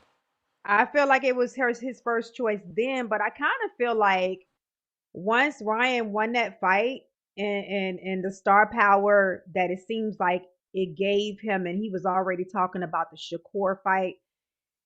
I feel like Devin wants that fight more now, right now, than to allow Ryan to have a huge fight with a Shakur or somebody else first. So I feel like the Rolly fight kind of is not priority to Devin like it was then because of how big he feel like that the Ryan fight can be right now. So I feel like they don't want to really commit to that. And then I also feel like the money is different. I don't know the business side of it, so I don't know if Turkey has something to do with the Rolly fight. I don't know if he don't have anything to do with the Rolly fight, but he do have something to do with the Ryan fight. So that's going to mean a difference in the money, maybe the commitment to the pay-per-view sales and stuff like that. So I think it's more of a business decision that the Ryan fight would be the best for Devin right now in their eyes. That's just my opinion. I don't know yet. Bill Haney come on. I'm sure he can clear some things up. As far as the Virgil Ortiz situation, conspiracy theory is that Virgil and Oscar is in cahoots with this thing, and Virgil is really don't want the boot smoke. I don't know if I believe that. I don't know if that could be true, but I think Boots should just move on. I'm not mad at the Madrimov fight. I know somebody mentioned that earlier. Not mad at the Madrimov fight, but I think Boots really need to pivot and move on. I don't know exactly who I would want to see him fight, but I'm not mad at the Madrimov fight. So that's how I feel about that one. Yeah, you're not mad at the Madrimov fight. You're out of control. Mm-mm. This is No, because good. Virgil, No. Listen, this is Virgil good. fought. We need a world where Star isn't, taking a crap on Boots, right? Like in the past, he had to say things with his chest, and you didn't like how he was moving. I guess, you like this fight. I don't. I think, Madrimov has been through some shit, and Hmm. he needs his own road back. Boots is on another level. He's proven that. Madrimov is obviously in a different direction from the level of Boots at the moment. Not saying it won't be a good fight later, but he's just getting back. He just came out and tried to see where he was at in a 10-rounder, and it was a tough fight with a dude that shouldn't have been a tough fight. So, it Hmm. doesn't really it doesn't give me the impression like, oh, he's going to give Boots a good fight. It's just a name that, obviously Crawford has on the resume. Also Virgil. Also Virgil. So it could be a situation where who did it best. Who did it best. If Boots can beat him better than Virgil, it could be kind of a build up. A continuous build up to that fight. So I feel like because he's a common opponent with Virgil, it'd be okay. Who would you like to see him fight? I just Yeah, don't. but that's the thing. Common opponent with Virgil, he got beat up. Common opponent with Crawford, he got hands put on him. So it's like, what Hmm. is really left in Madrimov at the moment? Shouldn't we let him, get back where he deserves to Get be it. or where he's in a good position? But yeah. That's true. I just feel like Madrimov is still a better opponent than like the last one that Boot fought was Lima. So who would you have him fight? What are the options? I like the Xander fight. I say, go for the Xander fight. Right now, Top Rank doesn't have a network, so maybe Top Rank has the Madison Square Garden date, but do they have television? You can offer Xander television. That could be a big fight, East Coast fight. We know what Boots brings to the table in terms of ticket sales in Philly. That's just a drive up. I think Hmm. that's a big fight. I think trying to convince Boots to go on the road if the money is better, fighting, you know, what's this kid's name? Josh Kelly over there somewhere, if the money is better. And if not, fight him in Philadelphia, Right. Now the Kelly fight, but I I don't know. I don't think that Eddie would do that though, because I don't think he would serve Kelly up to Boots.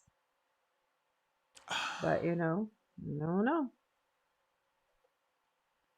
What do you think about this about the Devin and Rolly thing? I know there's not a lot of information, but do you feel like it's strategic? Um, Do you feel- I mean, I think it's just Rolly, you know, uh, putting pressure Mhm. putting pressure on on Devin to make that move because he's on a timeline. You know, it's if he doesn't get a deal, Star, he's gonna have to face his what do you call it? His mandatory. His mandatory. And do you feel like that's the only reason why he doubled back and is pursuing Devin is because he'd rather fight Devin than the mandatory? Do you feel like he really want to fight Devin? Does he rather fight Devin than the mandatory? I think, of course, he'd rather fight Devin other than the mandatory because obviously, you know, the mandatory doesn't bring the money of Devin. He doesn't bring, you know, the big fight of Devin. It's just a smaller fight. Right. Right. So he's kind of like he's a little in desperation right now. I still don't feel like I heard somebody say earlier. I think it was Clips call. Not sure, but I still feel like Devin. I feel like I want him to take a fight. I don't want him to play around to the point where it's like he may be out in the cold again. Not out in the cold, but it seems like he's holding out for something. But I wouldn't want him to miss out on the Rolly fight if the Ryan fight is not gonna happen. That's how I feel. I feel like, you know, he's like, oh, you seem desperate, this, that, and the third. It's like, bro, why are we even clowning him? Let's get this fight. People make it hard to give you a fight. You got to do willing to fight you. I don't care, and you shouldn't care that he's got reasons why he wants to fight you. Yeah. Who cares? The only thing that matters is that it aligned with what you want, a unification. But let me get to these super chats here. If you're on YouTube, don't forget to hit that thumbs up button. It's going to help with the visibility of the show. Also, go ahead and take advantage. We're doing another giveaway with Fight Camp, and you can join absolutely free. You just have to answer the poll question. No different than the challenge that we did last month.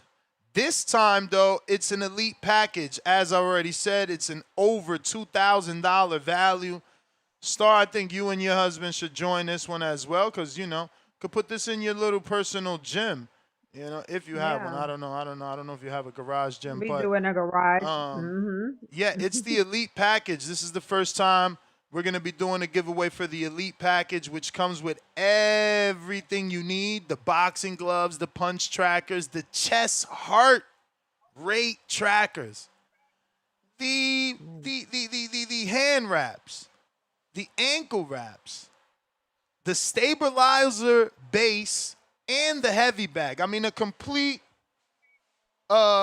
setup for you to get off that couch and working out. And even Brandon, you looking for that 7%, this is how you do it. That cardio, man. Hitting that bag. Right. Keep that heart rate at about 120 and burn that fat, not those carbs.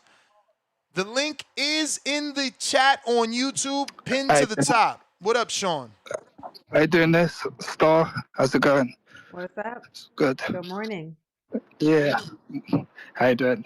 Yeah, first of all, I feel like Rolly's managers failed him. I said this a few weeks back, about a month ago, that why they're dragging their feet, they should try and fight Devin Haney. And I remember, and I saw videos of Rolly saying, "I'll never fight Haney. He'll never do this." But now he's obviously in a desperate situation. And Ness, I understand your point where Haney can't really get fights, and now you got a guy that wants to fight him. But I just don't think it should be done like that. And bear in mind as well that if you fight Rolly and you beat him, you still inherit that mandatory as well. So it's not going anywhere. Yeah, but so at least you move. At least you move to the next position, which is another unification with Ryan. And if you can do that, Giasov got to wait again.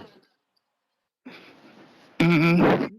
Maybe, yeah, because it's WBA, and yeah, that's technically true, but don't always play out like that. But because listen, buddy, it'll play out like that because guess what? Turkey Al-Sheikh would be over the moon if Devin and Ryan is for fucking undisputed. He loves undisputed.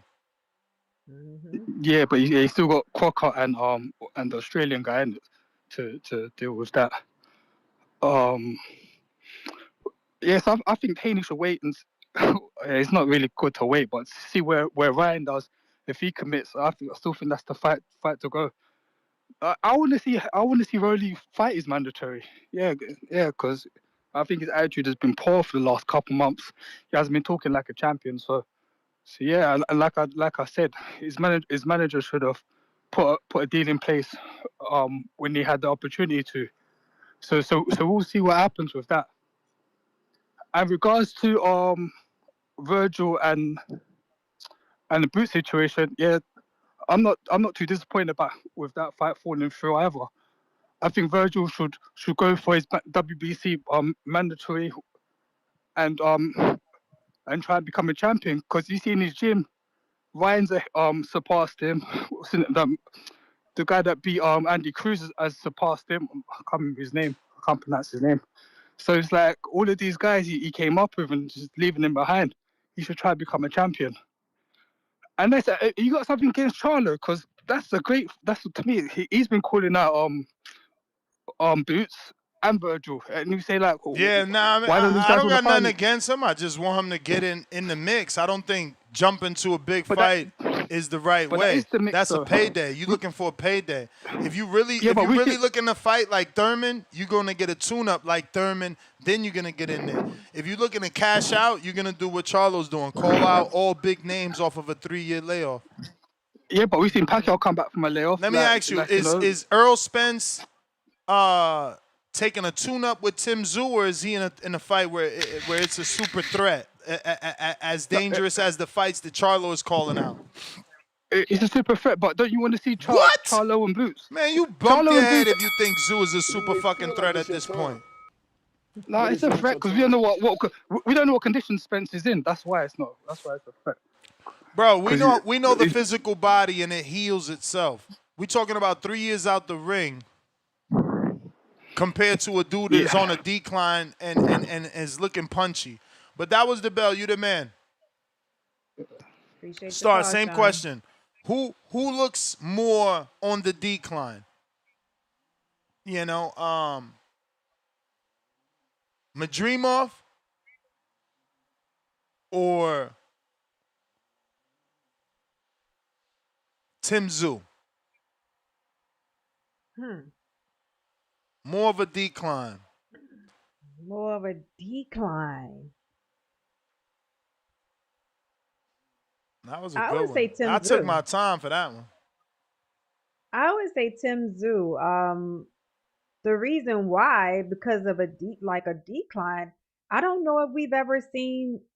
I don't know since we've seen Madrimov with Crawford. I don't know if we've seen him look great. I think he's just really looked kind of like probably not what we thought. More average. But I think Tim Tszyu was, before that fight with Fundora, the bloody fight. I think he was a much, much better fight. So I would say he's more on the decline. What would you say? Yeah, I would say Tim Tszyu looks more like he's already ready to go. You know, as my man Virgil Hunter once said, he's ready to be whooped. And that's what Earl is there to do. You know? Yeah. I think that's more of a tune-up, Tim Tszyu.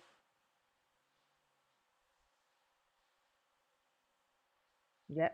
I would say so too. I think that's more of a tune-up than fighting Charlo. Right? Yep. And I think you're right about Charlo. Like it's like if you're not just trying to come back, nobody's gonna respect that if you're just trying to come back for a money grab. If you really trying to mix it up and you really want to be with these guys and you really want to get these fights, like you got to come in and pave your way again. So I think you're right about that. I don't think you should get a big fight coming back in. All right. We got Counterpunch. Majid, what it do? What up, Majid? Yo. What What up? up, next? I got a little bit of rage in the system, so everybody like to I can't even say my intro, man. Get the likes up and subscribe. But I'm just confused about all this shit because, like, when it come to this Boots and Virgil Ortiz conversation, like, I be stuck on the beginning. And all as I remember is they talking all this A side, B side, 50, 60 bullshit. But when Turk had the motherfucking bag and he was giving the money away, Team Boots and them said no. Then they want to spin the motherfucking block, and now they want to motherfucking negotiate with all of this money, and the money ain't adding up or whatever. It's not happening now. You know what I'm saying? So it's like I don't understand when people start pointing fingers at Virgil or Oscar and all that shit, because when the money was given and it wouldn't have been none of this, it would have been whatever the fuck Turk was giving them more than they gonna get now when they talk. You know, like the motherfucker literally said no. And who did he fight? Thanonius. And then when he said at that fucking post-fight interview, what names did he say? Every motherfucker at 147 talking about the boxing media don't know what they talking about. He made the weight easy. Then once Brian Norman had his fight about 10 hours before, he went, oh, I'm moving up to 54. I've been having trouble making weight. You know what I'm saying? So to me, it's just this fucking disgusting that people really like sitting here trying to choose sides and all that bullshit. Like he did the same thing with Bud with the BLK talking about I'm gonna be loyal to Espinoza. What the fuck did Espinoza give him? Not a damn thing, but Eddie Hearn did. You know what I'm saying? So like Boots, oh my God. Now, I'm not gonna say Boots, but him or his fucking team are absolutely bullshit and blowing smoke in these motherfuckers' nest. They stay breathing in the smoke, and they like it's nasty work. And then like when it comes to this fucking Haney and Rolly shit, I'm all for any unifications. If not, fight your fucking mandatory. Anybody else except outside of that, when y'all go to motherfucking call a Devin Haney name, it's gonna be his stipulations and all that shit because y'all not doing it by the rankings, so you get what you fucking get. You know what I'm saying? But with that being said, like I don't know who on who, but all I do remember is every fucking day these fucking TBV community people they say everything but let's fight. Now we finally got one motherfucker that had enough balls to actually print up a contract on fucking Sirius. So just for that motherfucking line, they say everything but let's fight. I don't know if Devin have no fucking network behind them. I know they their own promoter and everything, but I'm hoping that Turkey help throw a counter offer or something, or just take the fucking fight. But Oh I shit, will be sorry. damned. Yeah, it's cool. Like I'll be damned if we got all of these callers that's about to call in and motherfucking they say everything but let's fight. But today these motherfuckers want to talk. Let's fucking fight. Stop glazing and motherfucking put people to the fire. Y'all know my best fighter is Shakur Stevens, and I call You him may out feel like for the it's your time, 144 catch weight. but it's Call not y'all your time. favorite fighter out and stop loving them too much. I'm out. Aight, you the Okay. man. Mm. Chill. You say stop saying everything but let's fight. TBV. Let's go. Discord available, X Spaces available, that landline number to call in also available. Same number every day, different code daily, unfortunately. But that's what we're working with. We got the 1-305-224-198. No, excuse me, 1968. It's actually scrolling across the screen. There it goes, right there as I speak. Right there. 1-305 224 1305222. 1968. And then this code follows 863-415-277-11. Hit the pound and you're there. Hit that thumbs up. You know, it's going to help with the Definitely visibility. Oh, look copy who it it is. daily. Copy it daily and just paste it when you're ready to dial it. Yeah, it's in the description That's as it. well. I've been good. I've been putting it in before the show. Yo, what's up, Ness? What's up, Star? Good afternoon. Good afternoon. You hear James, me? What what up? up? What up, Ain't shit. James? Another day, man. Ain't nothing. Just chilling in the 804 Star. Ain't nothing. Just chilling. Yo, this is yeah. Hey, this is I disagree with you, Star, when you say you got to pay your way, man. With Charlo, it's kind of hard to say a former undisputed champion needs to pay his way. I think with Charlo, with all he did with his past accolades, and some of us say that belts matters, and he achieved all four belts. He should have the right to actually call out the guys at the top, you know. So saying he's skipping the line, nah, it's kind of was taken away with him without actually having to defend those belts, you know, against those guys. So it's like he should be first in line on everybody's in everybody's eyes, in my personal opinion. But doesn't Brandon Adams already have a fight lined up? Because if not, if Not you're saying that he's. he's I think he just fought, or he does have that fight book fight lined up with DMG. yeah, yeah, something like that. Because I'm like, that would be that would be an opponent right there that people probably feel like, okay, cool, Charlo beat Brandon Adams, okay, he's still at the top. You know what I'm saying? You know, but But didn't his James, brother it already sounds do that like, and everything? but James, it sounds like Charlo is looking for like a big fight. Do you think he would even fight like a Brandon Adams? He's calling out I boots and mean, people they are. like that. I I think mean, he's looking. Oh I mean, shit! shit. Breaking One news! of Breaking one of them Charlo, news! It's looking like Brian Norman, the Storm Jr., is working with yeah, Ronnie Shields. Yeah, yeah, I absolutely, saw man. That's a that. good look. That's what's That's a up. good look. That's That's a good dope. look. But yeah, I think he would. I mean, because didn't his brother already beat up on Brandon Adams, or am I tripping? So they already familiar with Brandon Adams. So Did you he? know, for some of y'all think that, yeah. I think am I tripping? That didn't Jamal beat up Brandon Adams already? Yeah. I don't know about Yeah. beat So up. I don't know about beat up. come He on. ain't drop him, did he? He ain't stop him, did he? I mean, shit, man. Come on, man. He definitely put pause on Ain't him that though. that But Lions only type thing when you drop and stop a dude? man, at the end of the day, man, end of the day, he's not the knockout artist like Jamel is. You know what I'm saying? So you know that's how the shit will be going down. It'll go down differently. But they already familiar with him. So end of the day, with some of y'all be like, that'll be a fight to prove that he's at the top. You probably get him up out of there and show y'all that he is who he is. The Virgil Boot shit, I'm done with that. It was already rumored before that Boot's supposed to fight Madrimov when he moved up to 154. Then they pivoted away from that. So with Madrimov being reported again, that's not a surprise. That shouldn't be a surprise to anybody. So they're giving us what they already said they was going to give us a while ago. Virgil, man, Virgil ain't trying to be a champion. I mean, he sees what kind of Ben's doing without winning the belt and getting big paydays and shit. So I mean, that might be the path that he's on as well. I mean, some people just don't need belts in the sport of boxing. This Haney Roley shit, I really don't give a fuck, man. Bill, Deb, all them niggas, they talk so fucking much, man. Like they need to, like we just said, the niggas need to less fight. Nigga threw a contract out. Rolly said PBC treats niggas right. They need to go ahead and just sign that shit and make it happen, man. End of the day, he But signed that James, fight. He might actually. You what may feel like What's it's your up? time, what Go you ahead. think but is it's not really your going time. on with that though? What you think is really going on with that behind the scenes? If you had to guess, They want Devin to commit to a longer term than probably what he's willing to. I believe that's what it is. He can't just trying from to be one and done. PBC. Yeah, absolutely. That's what I probably believe. Oh, I wouldn't be surprised. okay. And at the end of the day, but shout out to you and shout out to the community as always, man. Y'all be cool. All right. Appreciate your call. All right, James just logged off. Who's next? All right, all right. Let's check this trusty phone line. We got in the 484. 484, you are up. I think he called in Let's yesterday.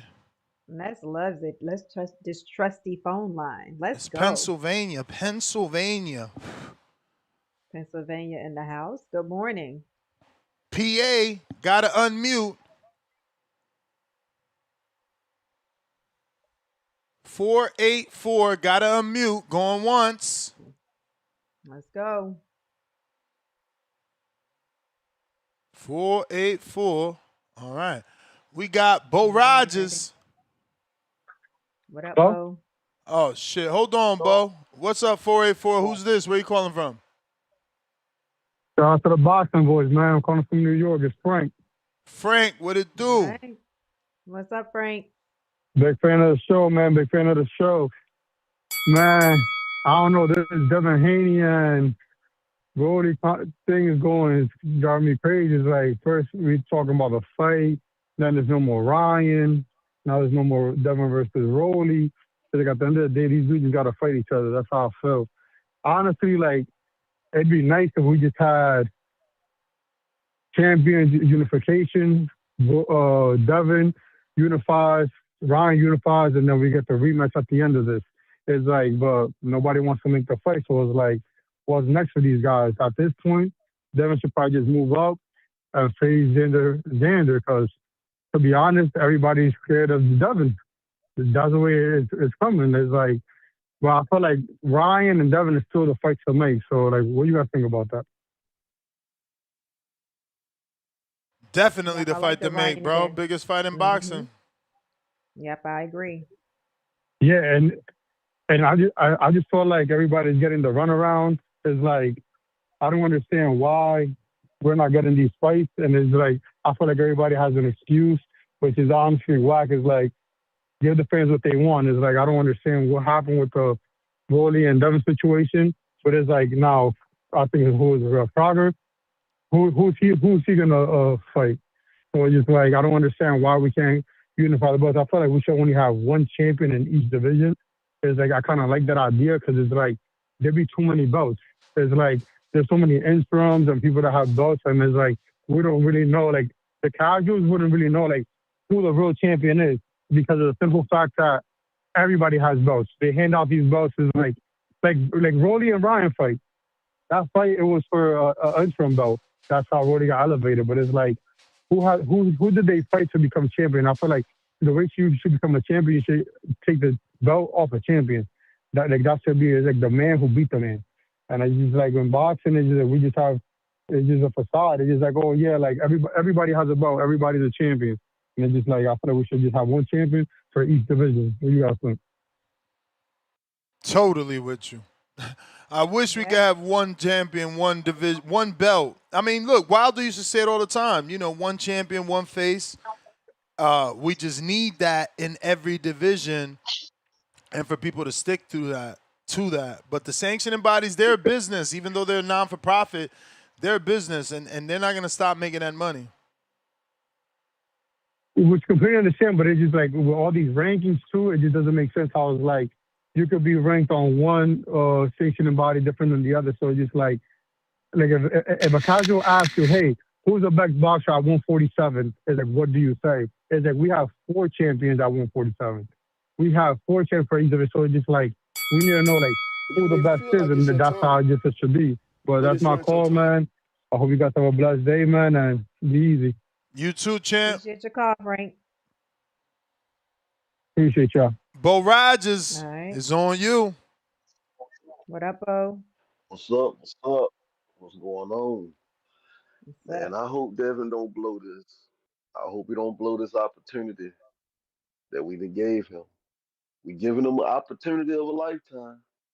Floyd wanted to make this fight a while back. This the opportunity. You can show a lot of it's a lot of things you can do with this crossover. You can show people that you can sell. You don't need a sugar daddy. You can show people all these things. You enroll it. It's a 50-50 fight. Don't see you've been calling people out for years, but I ain't really ever see you send no paperwork. But everybody got that damn name of being a duck. Now the ball is in your court. What you gonna do? What you gonna do? This motherfucker calling you out. This motherfucker blew your motherfucker cousin head off right in front of you, and you motherfuckers ain't gonna do shit. But hey, just do what you gotta do, baby. The ball's in your court. What you gonna do? I wanna know what Debo gonna do. Is he gonna fight? Is he gonna fight or what, man? We want this fight. I've been calling for this fight. I've been calling for this fight. Next, you know it. I think I might be the only person that's been ever saying that shit. Devin and motherfucking Rolling. I want that fight. I buy the pay per view. I advise all y'all to buy it. This right here could put Devin at the motherfucking top of the motherfucking. He want to goddamn be the face of boxing. This right here, the damn fight that can help him do it, and the company to help him do it. PBC know exactly what they do. And ain't nothing. He said it was a good offer. His team liked it. What the fuck is we waiting on Ryan for? Fuck Ryan. He cheated. He quit. He quit and he cheated. Fuck him. Now let's go get it rolling. Come on, Devin. Waiting on you. I'm telling you, I'm gonna support you. I got your back. All you gotta do is come on over. That's all we've been trying to tell you. Don't do the same shit Terrence Crawford did. Wait on the ass end talking about when nobody give you no fight. Motherfuckers trying to fight you. But now the shit at the light. Is you gonna take the fight or what? Motherfucker that sent you an offer, ain't nobody running from you no more. The cover been blown. Is you really trying to make these fights or what? Because I think you was real skeptical when it came to damn Brian Norman. But you got pushed into it and you had to do what you had to do. Now, motherfucker, that sent you some paperwork. What you gonna do? You scared of Floyd Mayweather? Floyd Mayweather got you shaking in your boots? Hey, I don't know, but I'm just ready to see a fight.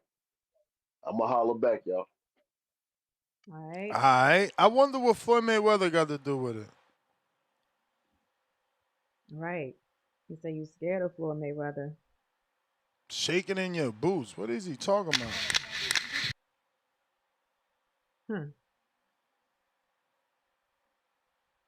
But Should I ask him about that? phone lines are open. You may feel like it's your time, but it's not your time. He who remains, he who remains. What up? Good morning. Yo, you know, good morning, Star. Good morning, Nuss. TVB, the greatest boxing show. It's the greatest show on YouTube, man. We going everywhere with this. Yo, Bo Rogers. I like Bo Rogers. I used to think he was a hater, but I like Bo. Bo funny as hell. He always got me laughing, dog. That dude is hilarious. All right, listen.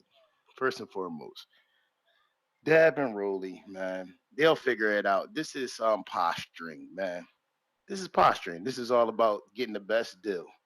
So Dab not gonna run into no dumb stuff, man. He's very intelligent. Him and Bill very intelligent with what they do, with how they run DHP. Right? It's a business. They'll get it together. That fight is good. What I would like you to do though, Ness, for real, is talk about this Boots thing, right? I'm from Philly, and Boots got the goods. I've been talking to my homies about this for a minute. But this nigga's not fighting nobody, dog. He got this damn near. He got three more fights than Dev, right? They about the same damn age, but the nigga Boots only fought one person, Stanionis, that most niggas do not know who he is. Like, come on, dog. Why do this nigga? Why did he get a pass, man? Why do these people keep getting these passes, bro? Can somebody tell me that? Star? Nuss? I feel just like you feel. I need to see something from Boots because I hear and you're from his Goddamn. hometown, so like you say, he has the goods. I keep hearing people say he has the goods, but like you say, I need to see him fight somebody to prove it. So yeah, He got the I don't get goods. it. You got Tip coming on here talking about you Kardashian. These niggas is wild. I'm like, who is Drew Kardashian? I ain't never seen him fight nobody. Mm, I don't know nothing about him. I don't know nothing about none of these niggas that he fighting. yeah, But Virgil, yes. And I'm a casual, so I start looking stuff up. So yes, Virgil. But damn, why he can't fight Xander? Right? Why can't he fight yeah. the boy Josh Kelly? Josh Kelly's in Matchroom. Matter of fact, it's under the same promotional banner. I'd have talked to Eddie like, hey, come on, dog. I'm trying to get a belt. Right. Hook this up in Europe. Let's go get this belt. Let me get this bread. Make my cash shape bigger. Then I'm fighting Xander. Then I'm fighting Virgil. This what's going on? I don't understand. It's like Boots for me, and I know the chat. I know people probably gonna come for me, and I don't really care because it seems like Boots just too cool about stuff. Even He letting that's his how I felt. promoter work. He got it. He can't I rush mean, it. This a but big but but fight. He Ness, can't rush it. but but Ness, isn't it true that he was in a situation with his old manager and he kind of got stuck in that for a while, and then the man passed away. So to me, once you got with You may Matchroom, feel like it's like your you should time, be more involved with but your it's not your business. time. To me, you can't afford to let years pass by again because you was just in a bad situation. So to me, you can't sit back and let that happen this time. And that's just me looking at his That's a fact. career. Yo, yo, Nuts. How do I send counter offers, dog? Do I need Zelle, what Venmo, PayPal, Super is Chat. it under it's under the boxing voice? What do I like what I'm I'm a, sending it I'm to? a, I'm a, Cause I'm a, I'm gonna send it to you on your DMs on X. thank you, my brother. Yo, peace to you, bro. The You the boxing man. voice, You All the man. right, man. Salute. appreciate your call. All right. If you're looking to call in, now is the time. We Now is the got time. Base Grant. What up? What's up? Good morning. Hey, good morning, Star. Good morning, Nessie. Can y'all hear me okay? Perfect. Yep. What's up? Okay, awesome. This whole situation with Rolly and Yo. 24-hour deadline, like Cambosis 2.0, like I don't Yeah. get that. I don't know why these negotiations are so public. I can't think of the last time Rolly was so um, outspoken about this kind of thing. Yeah, but we I can't don't blame Rolly for that. Playing devil's advocate, being equal. Yes, Rolly's never acted like this, but no one's ever acted like this to fight Devin either, right? So he's like, all right, this dude always saying nobody wants to fight him. Well, here I am. I want to fight you. What's taking you so long? So, yeah, I don't normally talk because I normally do business with people that don't claim not to be avoided. This guy's claiming to be avoided, and here I am. That's valid. I don't want to put the duck jacket on Devin yet, but I do find it odd. Like I don't think like someone had a theory that PBC is trying to sign him. When is the last time PBC has signed anybody for like a multi-fight deal? That's not a rhetorical question. I legit want to know. Shit, Berlanga last year. Okay. Yeah, and that did he? How many fights did he fight? He just fought Canelo, and then he went on to get knocked out by Hamza on a ring, right? That's it. Yeah. So like, I don't know if that's the case. Now with the boot situation, I heard he was gonna maybe fight Madrimov, which after his last performance is a horrible look in my opinion. I know that's like Crawford's toughest fight or whatever, but I don't understand what's going on. I get not serving up Josh Kelly to him because he's from the UK, he just got a belt and they love him over there. But like, what can Boost do to get into like a mandatory position? I don't understand Mandatory. why he. He's already that. He's the interim. He just got to fucking tell the WBA he want to fight Xander. So then, what's the holdup? I don't know. Your guess is as good as mine. I will say, I think Xander could pose some similar technical challenges like that Karen Chukajan did. I mean, Oh, got hell good yeah. foot. Xander's legs are amazing. And he throws more punches than Chukajan. So I could see maybe, but man, just make the fight. Like that would be the biggest win would be Xander Zayas on your record, which kind of sounds crazy, like saying it out loud, but whatever. I mean, Boots got to get in there. I don't know why he didn't have a backup plan like Crawford did with the Avanesian thing during the Spence negotiations. That should have been a thing. Eddie knows the game. He should have had something at the ready. They're in legal proceedings. Like I don't get it. Yeah, I'm not putting the duck jacket on Devin, but I do want to see that fight. I hope they make it happen. And if people call him a duck, I mean, he already is in the court of public opinion before the Rolly thing happened. But yeah, we'll see. I'm still rocking with Devin. I don't want to put that jacket on him yet, but we'll see. That's my call. All right. All right. Appreciate you calling in. Discord available. X Spaces also available. We got Nash, $5. Pound for pound, number one in the chat. I told y'all last week Ryan was gonna, quote unquote, A-side out of Vada. You ain't never lied. Politically incorrect, $10. People using the PD angle, but why don't they also mention that Bill and Devin both acknowledge that Ryan passed all tests until the last test? What would be the benefit of using Osterine for 1 week? It's not 1 week. I don't know how people even still say that. It's what was left in his system. What the hell? Man said benefit of using it for 1 week. Nash back with another 5 pound for pound, number one in the chat.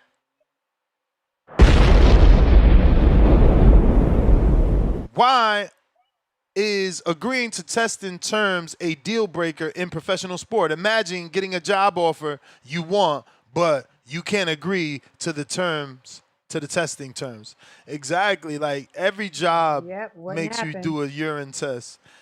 Action Jackson, member for 6 months on a prospect level. Yo, I need one of those shirts. Hey, you can support and get you a shirt right here. I got the link. I'll put it in the live chat for all the merch. I deal with FTW, all brand, the same people that make the fight wear for most of the fighters in the sport. So if you use my code TBV, you're also going to be able to save 15% off on anything on the website, not just the TBV shirt. So if that code doesn't work, let me know so I could, maybe it's the boxing voice, but I would have to just call my boy Fernando. But yeah, the link is in the chat now if you want to buy the shirt. That's funny because this is a crispy one. This is a new one, so I didn't think you could tell. I'm like, should I even wear a new one when I got these 100 old ones? Can't nobody tell. But look. Apparently, But that caught look. somebody's eye. It Yeah. caught somebody's eye. The You know what I'm new. saying? Caught somebody's eye. So shout out to you. We got OC the boss with the broken Achilles. Yo, salute. Oh, excuse me, OC. Member for 25 months on that. The champ is here. The champ is here. The champ is here. Salute, OC. Yo, salute TB, mother effing V. Ness, goddamn Gibbler, and Star, Tim Boski voice. Border Wars 18, 4 flexing emoji, fire emoji. Yeah, man. We need a main event. We need a main event, man. These guys have everybody's falling out. Getting, we need Quan to step up. Quan and Forbes could have been a main event. There's a lot of at stake on that fight, and they're not really building it. Mozzie, $2. Tim Zoo declined crazy in level of opposition. Mozzie, $2. Ness got TBV looking like an infomercial. Mr. Darius, no, I'm trying to give y'all something free. That's a $2,000 value. Let me put this back on the screen. Maybe y'all tripping. See, this is what I'm saying. When you do something good, they don't even see the good. $2,000 value, okay? Look at all that you're getting in the elite package. You're getting a brand new set of gloves. That's easily $100+. The punch trackers and a console to connect to your television. I don't even know how many hundreds that is. Then you got the heart tracker. You don't even need to use the fight camp equipment. Like I told you, I used the heart tracker on my own. I went to the whole boxing gym with that motherfucker. But we got Scooter Davis. Listen, you don't want nothing free, don't get it free. It's on you. Don't do it. Scooter Davis, what is going on? How are you, man? Appreciate you joining us. What it do? How y'all doing? Oh, man, can't call it. How you doing? How you doing? Good. Man. So, congratulations, first and foremost, obviously, on the latest knockout. I appreciate that, man. A lot of hard work went into that camp. Definitely completed my goal. I'm 10-0, 10 knockouts. I'm just happy. I'm blessed, man. God is moving. So I'm just, following his flow. Yeah, I mean, I'm sure I've asked you already about the pressures to continue this streak, but I feel like I gotta ask again because you're making it happen consistently. Is that something you're actually working for in camp? Maybe you might not be saying it out loud, but in the back of your mind, that's what you're working for. Still no. I mean, ultimately in my mind, when I get in the ring, I'm in there to get you up out of there. Like, you know what I'm saying? Like, it's not. I ain't throwing them punches for you to go the distance. So my intent behind the punches, yes, is to get you out of there. But I'm not. If you don't happen to go, that's fine with me. We can go around and I get to show all my skills and all, the plethora of things that I could do in the ring. But I mean, my mindset, yes, when I'm throwing, the intent behind these punches is for you to fall. But it ain't no pressure if it doesn't happen because all great fighters have went to distance. It's no problem with that. It's definitely making you the hottest prospect on the streets right now, though, right? Like, I mean, everybody is excited every time you fight. You give us what we want. It's given. And I don't want to say that, but unfortunately, you have the same last name, so it is giving that other Davis vibes. Where it's like we can count on you to give us, a fight that's gonna end in excitement. Right. Absolutely. Um, one to even be compared to him or be have an upbringing like him is amazing for me as a young kid. Coming from an area just like him or right down the street and seeing his trajectory. If I can get to where he's at or where he been, then I think I've done all right for myself. But it's the sky's the limit. Everything that I'm moving is there. Jo, my man, What's that's my up, guy. boy? Uh, but yeah, it's amazing to just be on that trajectory and people to be just loving what I do. It's amazing. So what's next? I mean, do you have a return date? Did you get hurt? How was that fight? Can we expect you to return as fast as you've been? Was everything hmm okay? Yeah, actually, I'm announcing my date today, Okay. so y'all should see later tonight. Well, not even later today, probably in the next couple of hours. So we back in the ring really soon. I should Damn, be you here might as well last. give us that next couple hours. You gonna What? make us At wait? this point, okay, I remember. You know what, Ness, you always been my man since day one, day one. I'm gonna fight again April 25th in Baltimore. It's the Baltimore Hilton Hotel. It's like a ballroom. They about to do a press release right now. It's still with again, Coach Top Rank is promoting it. It's collabing with Jetta Promotions. They're headlining me. They're moving me out into Baltimore and capture that crowd. Um, I'm ready to do it again. I mean, it ain't like I ain't just fight. So it's not like I just got out of the gym or I've been out of the gym. I never get out of the gym anyway, but it only really been a week removed. So we right back in camp. We kind of taking it slow right now. Not nothing crazy, too strenuous right now, but in the next week or two, it's gonna ramp up, and then now we back full swing in camp, ready to do it again. And everything's the same, right? Still with Barry and Yeah, everybody over at Headbangers. the whole team is still the same. I've probably incorporated some new guys in there, but it's a couple. It's some of the new guys in my camp. Still, some of the old guys from the old previous camps of headbangers. I'm just bringing them back in, reactivating them. Um, Everything's still great. The chemistry's still great. Business is still great. I love my team for sure. So, I mean, is it like your gym at this point? Like, are you the biggest name there now? Like, have you taken over? Yeah, at this point, it's kind of safe to say, yeah, now I'm the biggest name in my gym. That's We still dope. have guys like, Nasheed Smith, Sugar She Shee Smith. He right there. He right there on my heels. He's 9-0, 7 knockouts. He just hasn't got signed. You know what I'm saying? So I mean, but it'll happen again. He just got to continue to keep going, keep working. He'll get there. Yeah, it's probably me and him. I'll say is the top two, and then we got Kobe Breedy. He's a Barbados fighter. He should be. I think he's in the top 15 or top 20 and 130. So he's trying to get his shot one more time. I mean, but I would say the top guy that most of the promise or people look at is to be the one to do it has been me. But I try not to fall into that. You know what I mean? I try to just be one of the guys regular, keep my head down, don't focus on the hoopla, and saying get the job done. Because if I don't get the job done, you guys are not gonna be here trying to interview me and hear what I have to say right now. So I look at it like don't pay attention to the noise. You got to make sure the product is right, and every time it's a shot, gonna make sure the product is right. And I'm not expecting you to answer in a negative way, but obviously it's a question that Oh needs to be shit. asked because of the situation, right? Like a guy like you, I Mm, not just the boxing public, but I certainly thought was a match made in heaven by signing with Top Rank.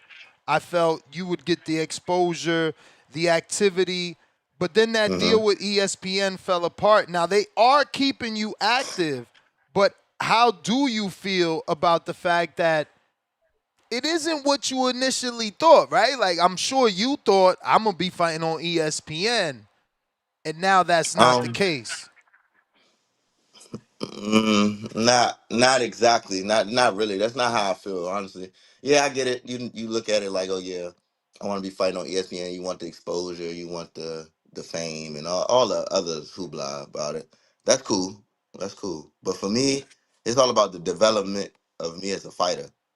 You know what I'm saying? Like they teaching me really how to go rounds, and this, I still haven't been past the third round in any of my fights. Mm. So for me, it's more about being developed to that superstar, to that 12 round fighter, to being able to go, these rounds. Because once you get into the spotlight, you can't step out of it.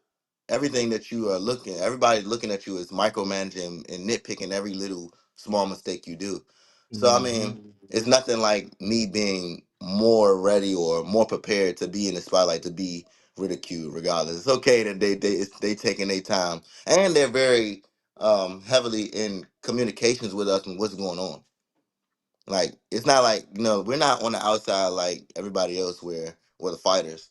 As far as we don't have no update, we don't know, we don't have no idea. Like having conversations with them, they're telling us, okay, it might be this month. Okay, we got to push it back this month. Like they still have a plan and schedule for you because you're fighting in between these to get ready for the big moon. So it's definitely communications. We're definitely knowing what's going on. For me, I'm not looking at crazy trying to get the crazy exposure from ESPN just right now, or I'm not looking at it as a downside because I'm still developing. You know what I mean? I've only got 10 fights. I'm gonna have 20 fights, hopefully 30 fights, hopefully 40 fights one day. So just because them first 10 wasn't on ESPN doesn't make me feel bad, honestly. I asked because you see how, I guess, how much good it did for Abdullah Mason. Mm-hmm. He got like prospect of the year for like 5 years in a row and got a Mm-hmm. world title shot, and now he's that dude. Um, Mm-hmm. and obviously you've been compared to him and Kermel Mm-hmm. and Mm-hmm. others, so having that ESPN exposure would keep you there with the casual fans. Guys like me and my Right. panelists, we're obviously gonna know who you are, but with the casuals who only get to see a Kermel because he's on a Mayweather pay-per-view, or Abdullah because now he's graduated to the Riyadh seasons. Mm-hmm. But keeping it there, man. Are we pushing you to those names like an Abdullah, or are you in a different, like, I don't want to call it age bracket, but I guess maybe amateur bracket of like, is Abdullah someone you came up with in the amateurs? Is that Yeah, he was right a there. likely contemporary? Yeah, he was right there. Sometimes it was like it's probably like a 1 year off where it'll be a year where we're in the same bracket and then I'll go up and then he'll take over that division, or when I went to elite. But once you get to a certain age, it don't matter. That's like it doesn't matter. You know what I mean? Of course, if the business makes sense in it and I get the opportunity, of course. Why not? He's a world champion. Who would say no? Um, Man, any guy out there that has a belt that's one of the top guys, as I'm coming through and you coming my way, you gonna have to see me. Like I'm not ducking and dodging none of these guys. These guys want to meet who I am. If you don't know who I am right now, that's fine. When I see you, you're gonna know who I am. You're gonna feel who I am. So I'm not into all that, talking back or trying to make stir. Like, nah, it's cool. When y'all name on that contract and y'all see who I am, y'all gonna know. So until then, I'm gonna keep working, keep my head down. I ain't gonna say too much, and y'all gonna see. Just make sure y'all on your toes, because Mr. Shock is coming. Now, Zaquin Moses, he's 3 years younger than you, but he's 3 pounds away from you. Obviously, linked to Shakur. Have you guys ever crossed paths in the amateurs? And is that a guy No. that you're looking at, or do you think he's going to keep trying to stay in the lower weight class? Because, right now, there's no belt on the line. So he's weighing like 132, 133. It doesn't really Right, mean he's at 35. right. One, we didn't know. We never competed in the amateurs. He was too young. He wasn't even. I didn't even really even see him in a tournament back when I was really, moving. He kind of once I turned elite and started to cross over, he started to burst on the scene. Him and Kermel and my young boy Marcus Luther. They were running it at that point. But again, all I can say about him, keep winning. You keep winning, I see you down the line. Like I don't know none of these guys. These guys not. I don't owe nothing to them. They're not my friends, or we not. You know what I mean? Like I don't really care. Like, if, honestly, So you no. don't look at like Zay Quinn and Carmel like, man, them boys too small. They young. Like, cause you're 23. You know, some people, especially in boxing, like Scooter got his man strength. Carmel still gotta wait to see do he get his man strength. So I'm just saying, like, and you know, I haven't boxed, right? But Hmm. being competitive and playing basketball is like, you know, when someone too small, he too small. He too young. Yeah. He wet behind the ears. He ain't ready yet. So Right. I'm just Right. asking, like, are you looking at the like Schofields, Lucas Bodies, Abdullahs? Are you looking forward or these young dudes who are phenoms, Both. right? Like Zay Quinn beat Carmel. Carmel is the talk of the town. So like it's not like they're nobodies. So are you looking Yeah. at them or are you looking at the older guys? Both. Well, all them fights sound like it's gonna be $1 million fights. I'm right in the middle. I don't look at it. Even if I was the young guy, the 19, 20 ago, I would still be saying the same thing. You know what I'm saying? It don't age don't matter in this game we in. You already know that. Like, it's a guy. Most guys could be 30. You seen Floyd do it? Be still at the top of his game at 30 something years old, or close to 40. You know what I mean? He's still beating young guys, and then when he was young, he was beating old guys. Like, it don't matter, man. It's to the point where I'm looking for the $1 million fights. If they continue to keep winning, I continue to keep putting on these shows like I've been doing down the line. When it means something and it's for something, hell yeah, I fight them guys. Any one of them, line them up. Like, for what? Because now it's all for the marbles now. And I'm gonna really show y'all how I get down. And but until it get to that point, I'm not feeding into none of that BS that they be talking. Like, y'all want to get the internet started up. Y'all want to keep making these fantasy matchups, and now that's cool. I get it, but you ain't really gonna see me put that energy into it until it's like, yeah, it's a name on a contract. Oh, then y'all gonna see me really, like, yeah. Now I'm at their neck for sure. Nah, that's understandable and respectable because you know some fans, you know, take the internet stuff and say you clout chasing. So I get your stance on that. I don't know if my co-hosts have any questions. If not, I do have some from the people. Before I go to them, I wanted to give you guys open the floor. I definitely do. So, Scooter, I want to say first of all, congratulations on that spectacular knockout. That was amazing. So, Thank you. congratulations on that. And I kind of wanted to ask you, you're a younger fighter, on your perspective on something that's kind of brewing in the boxing world, which is fighters, the relationship between fighters, right? I know Hmm. that you've been, you sparred against Tank Davis a lot, and I know that you guys have a relationship. So, Hmm. and we did see where him and Shakur was one of his sparring partners, and now that could be one of the biggest boxes in matches in boxing. Do you feel like, and I have heard you speak on the closeness of you guys' relationship. Do you feel like there would be a time where you would be okay with taking a fight from Tank, or is it like a brotherhood, more like a Keyshawn and Shakur thing? I mean, it's a little different. Tank kind of like somewhere 9, close to 10 years older than me.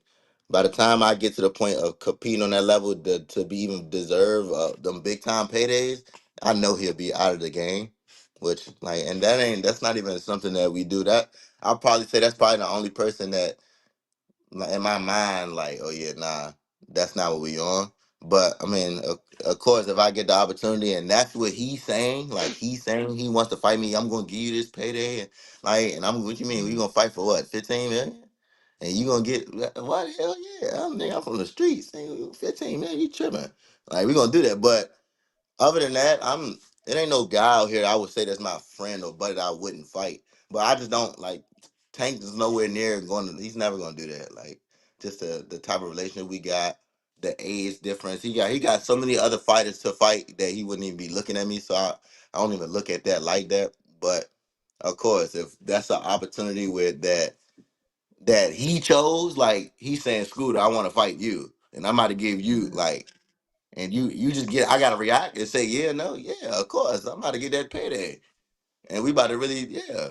Now I'm So, never ducking and dodging nobody. Like, it don't matter if you say you want to fight me, let's get it on. But that's probably the only person that I'm not looking in my mind as even a threat or a target because we not on that.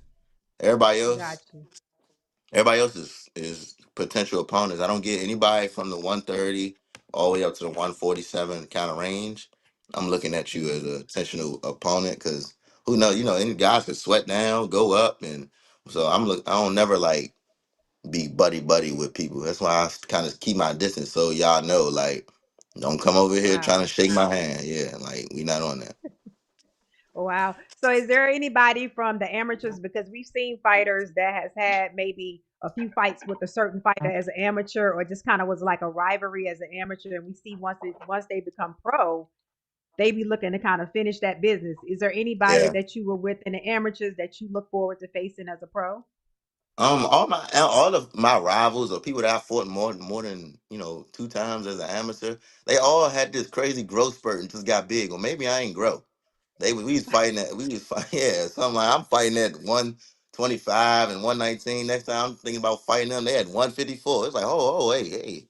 I ain't getting Mm, that, and I ain't never fight them again. So that's people like Jalil Hackett, that's people like Yeah, Xander Lil. Zayas, even Keon Davis, like Keon like 147, but I know he walking around like a good 150, 150 something, like yeah. because he coming down. Like I'm fighting 135. I didn't grow like y'all. Clearly, I must ain't get the meat on my bones like y'all, but it's cool.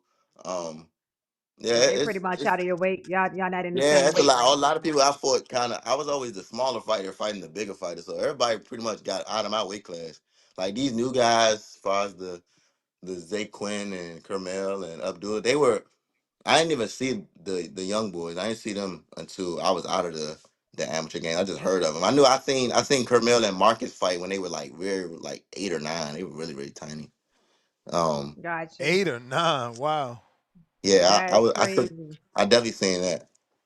And then what happened? I guess Abdullah. I didn't see Abdullah until like now I'm like 19, 20. We at the I think the trials.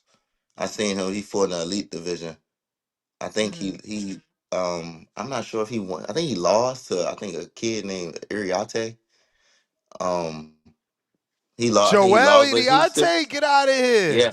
I think so. Uh-uh. I see that he beat him. It was that was the fight. I remember that was the fight that everybody was going to. Don't quote me if who won or lost. But I remember that was the fight that everybody wanted to watch, and it was a hell of a fight for sure. They was throwing. But yeah, he was one of them. Joel Iriarte was one of them guys in the nationals. Coming up towards the later, he was getting guys out of there. And then Abdullah came. By the time Abdullah came, I was rolling out. Shushu had just won the trials. He beat Duke Reagan. It was just like a lot of the guys I was right there with. It just we never Hmm. got the chance to actually fight. But yeah, Got like you. I'm Got right you. there And for one more sure. from me. I heard you speaking about being patient and how Uh-huh. you just kind of letting everything take its course. Where does that come from? Like, were you raised like that? Do you have people around you, like mentors, that kind of tell you, just stay grounded and allow things to come? Because it's very easy for somebody that has that, like, you have star power already to me, and Mhm. because you're a knockout artist, it's very easy for you to want to be move faster. So where does that groundedness come from within your camp or parenting, or where does that come from? Well, first it comes from how I was raised, my parents. Then I have a coach, far as Coach Barry, that just seen it so much. He's seen boxing on every level, so he always Hmm. his always thing is saying, it's slow motion. Take your time. Like it's slow Yeah. motion. Like don't anything you do fast is not. It's not with thought and with love. It's no way because you just reacted. But if you take your time, think about when people say you even cook food when they really took their time and sat down and put all the agreement. They're like, oh man, he put his foot in this. He really he made it with love, and that's the difference. I feel like my career and every move I make is very calculated and chosen with love and chosen with the desire to be great. So I'm not trying to be the fastest world champion or like none of that stuff. It's more so just I want to be able to get there because once I get there, I'm not giving up the sticks. It's like somebody on the basketball court, like I'm heisting. I'm not giving up. Hmm. You're not getting me off the sticks no more. I just got to get there. Once I get there, y'all gonna see. Let's go. Okay. All That's right, right. Junior, what you got? I appreciate that. What's up, my I boy? appreciate you. What's up, Brody? You good? Yeah, man, yeah, my hope you doing good, bro. I appreciate that. How the family, fool? Everybody good, man. I'm just good. I just seen you hitting the miss and stuff. I said, oh yeah, my man back working. I appreciate it, man. That's Bro, all all right. right. So the first one you know, since we talked at Slip Encounter Studio, you was turning and Mm-hmm. seeing you develop. What's the biggest thing that you feel like you've improved on since you turned pro? Because remember when we first had the talk, you was like you made yourself go all the way back to the Yeah, yeah, to fundamentals. reinvent. Yeah, we had to Oh reinvent yeah. myself. Mm-hmm. So what's Mm-hmm. the biggest thing? Um, I would say one, the use of my jab, really, really, really using my jab as a weapon. Slowing down and thinking, like thinking it through. Everything I do is calculated or move is calculated. So I'm taking my time. I'm actually getting and being in the ring now 10 times. I definitely feel way more comfortable. Like just be able to take that deep Hmm. breath and like I'm at peace. Like what I'm saying. You're not just it's not a big moment no more. I'm just in there fighting. And ability to be able to punch in between your punches. Like I'm very comfortable punching in between people's punches. Like it doesn't scare me. Because I know the right shot to find. I'm going to land it. It's just all about if you're gonna be able to take the shot. Hmm. And at that point, I just be looking at the reaction. But I really found it's really just the use of my jab, opening things up, being able to punch in between people's punches, slowing it down, using my mind, far as just breaking people down, unscrewing their bolts as a fighter before I actually go in for the kill. And I feel like that's what y'all gonna see in this next. I'll say the next 10 of my fight. Y'all seen the power, y'all seen the explosiveness, y'all seen. Okay, yeah, he do have that star power. This next 10, y'all gonna see. Okay, now he can box for real. Oh, he's really breaking opponents down. Oh, he's taking his time. He's setting up shots, and he still got the knockout. So that's what I want to implement in these next 10. Because it's like fighters gonna come out strong, one, two, maybe three, and they start to decline. And once they start to decline, I start to Hmm. exploit. What they do and all the mistakes they make. And I'm that type of fighter. That's how I like to fight. Like, yeah, let's have a thinking match. Because you ain't gonna outthink me in the ring. Like I don't think nobody's smarter than me in the ring. And no disrespect to nobody, but when I get in them in that square circle, you're not smarter than me. I've seen it. So it's kind of just being able to just unscrew people box, man, and doing what you don't like to do and using it as my strength. I know it's my strength. If you don't know I like to use your feet, I'm gonna use my feet. If you don't like to sit in the pocket and fight the inside, that's what we're gonna do. If you don't like a herky jerky counter puncher, that's what I'm gonna do. Whatever you don't like to do, because I can fight so many different ways. Whatever you don't like to do, I'm gonna do and see how you deal with it. Yeah, That's I know. I know because watching been around right. children since Watching a this kid, road. so Right. you know, it's like right now you ain't needed to bring it out. So everybody's like, oh, I want to see if you could do this. And I ain't no need to, because right now this is what this fight needed at this point. So I use this. Exactly. So I already know at due time that's gonna come. And One that's more what I kind question. of be saying. That's what I kind of be saying with people, watching fights or casuals. They believe you supposed to just jump up and fight the best Mm-hmm. right when you come out the gate. It's like it's a process, but or they trying to figure out why they didn't go to this or show this move or do this. It's like these fighters didn't belong to be. I mean, they didn't belong in the ring with me. So what am I sitting here waiting for them to? Hang around for. If they don't belong in the ring, you get them Mm-hmm. up out of there. If somebody got some skill and you got to break them down a little bit, all right, let me marinate it a little bit. Let me wait. Let me prolong it. Let me put some stuff in the oven before I start saying, all right, it's time to take out. And that's kind Mm-hmm. of that's kind of where I've been at for my first 10 fights, honestly. Last question. Did Pop has Pop put his percentage up to 50% yet with the whole stick to quarter? You already know. You already know. That man is crazy. No, my father. Yeah, My father man. always say now, getting an inside joke to them. My father always be trying to say that when I do anything, he get 50%. You get That's just 50%. yeah. That's Precious his joke. Damn. He cargo like in the car. he say Precious he say cargo. he say I'm precious cargo. Don't do this whatever. He like you see him. That's my son. You say I'll get 50%. They say why you get 50%? Because he came out my sack. I'm like oh my god.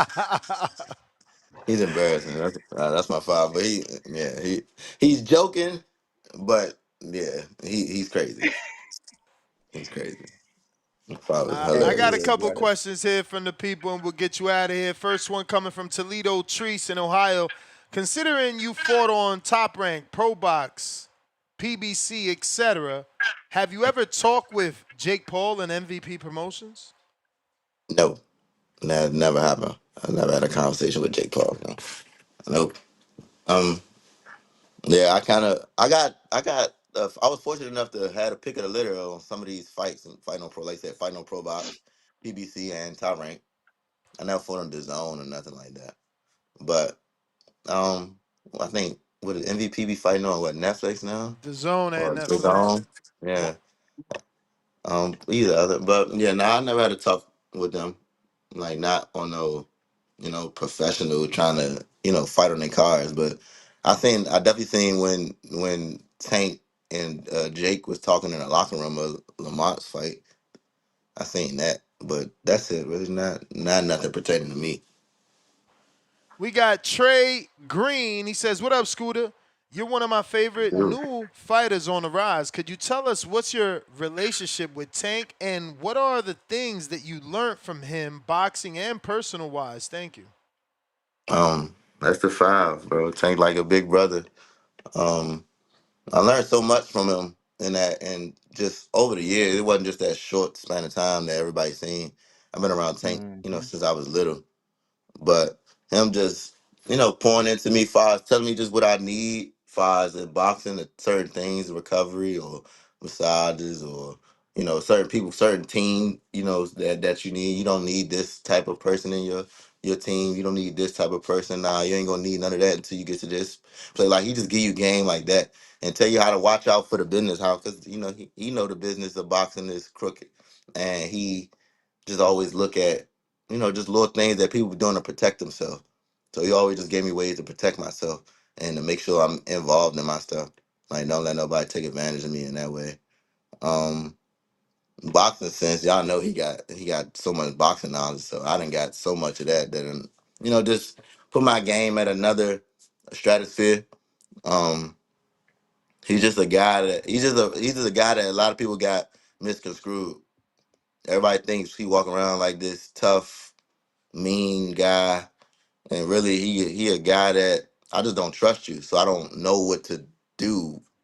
With you right here, I don't know how to be because I don't know if you're gonna try to shake my hand, stab me in the back. I don't know if you're really genuine. I don't know if you're trying to use me. So he more just standoffish from people because he don't really trust them like that. Because you got again y'all used earlier in the interview. Um, what I'm saying? Just a certain person that done did something to him, that done turned his back on him or done did that, and he got so many examples of these type of people. So that once you hear his story, you realize you'll be like, hey, I see why you don't trust people. And I mean, you gotta respect somebody like that because they come off like that. It's just he being him. He not faking it. So you just respect it. All right. We got Big Money. What up, Scooter? Big Money from Harlem. If you fight 4 times this year, are you looking for a shot at the WBC or WBA by year's end of 2027? Armando Rabi, Lucas Body, Sam Noakes, Kid Austin, William Zepeda, all good names to get in there. Are hmm they on the list? Um, if they in the way of getting a belt, hell yeah. I don't really know. I don't know exactly. I can't tell you my route just from today and just going to the future. Of course, top rankings move me a certain type of way. They're gonna put things in place and move me and make me take fights that I need to get to certain platforms or certain, belts. Um, I don't know, but all them guys, if they in the way, smoke. Like I can't really tell you. I'm not gonna. I'm gonna look y'all right now. I'm not gonna duck and dodge nobody. It's not gonna be somebody that come across my paper that be like, yeah, nah, I ain't gonna fight him. No, it's just that's not how I was raised. Like it's just a man. So whoever it is, whoever it get to the point we line up and they say this is the person that you got to fight to get past to get to this belt. That's who we fighting on. I got to get past this person to win the belt.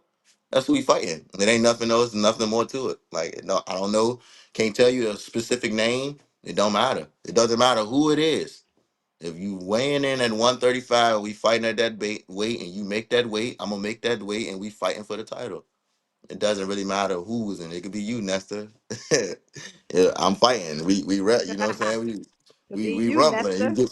You know what I'm saying? It don't matter, and that's how I feel. A lot of guys feel like dudes be picking and choosing. I'm just not that type of fighter. I've never declined no fight. I don't feel like it's no style that I can't fight. So I'm not afraid of no style. I don't feel like I gotta, pump my brakes on certain things. I know you gotta crawl before you walk in this game. Yeah, that's different.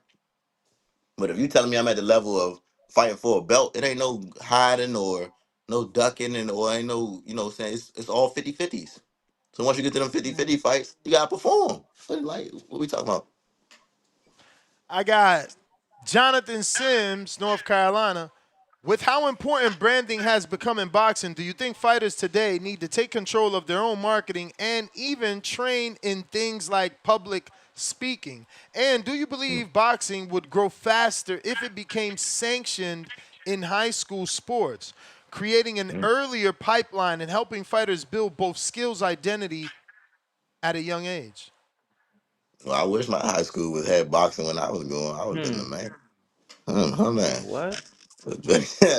uh, well, the first part of the question you said is, will boxing? What you said? Boxing will be more popular if it started in high school. And what else you said at the beginning?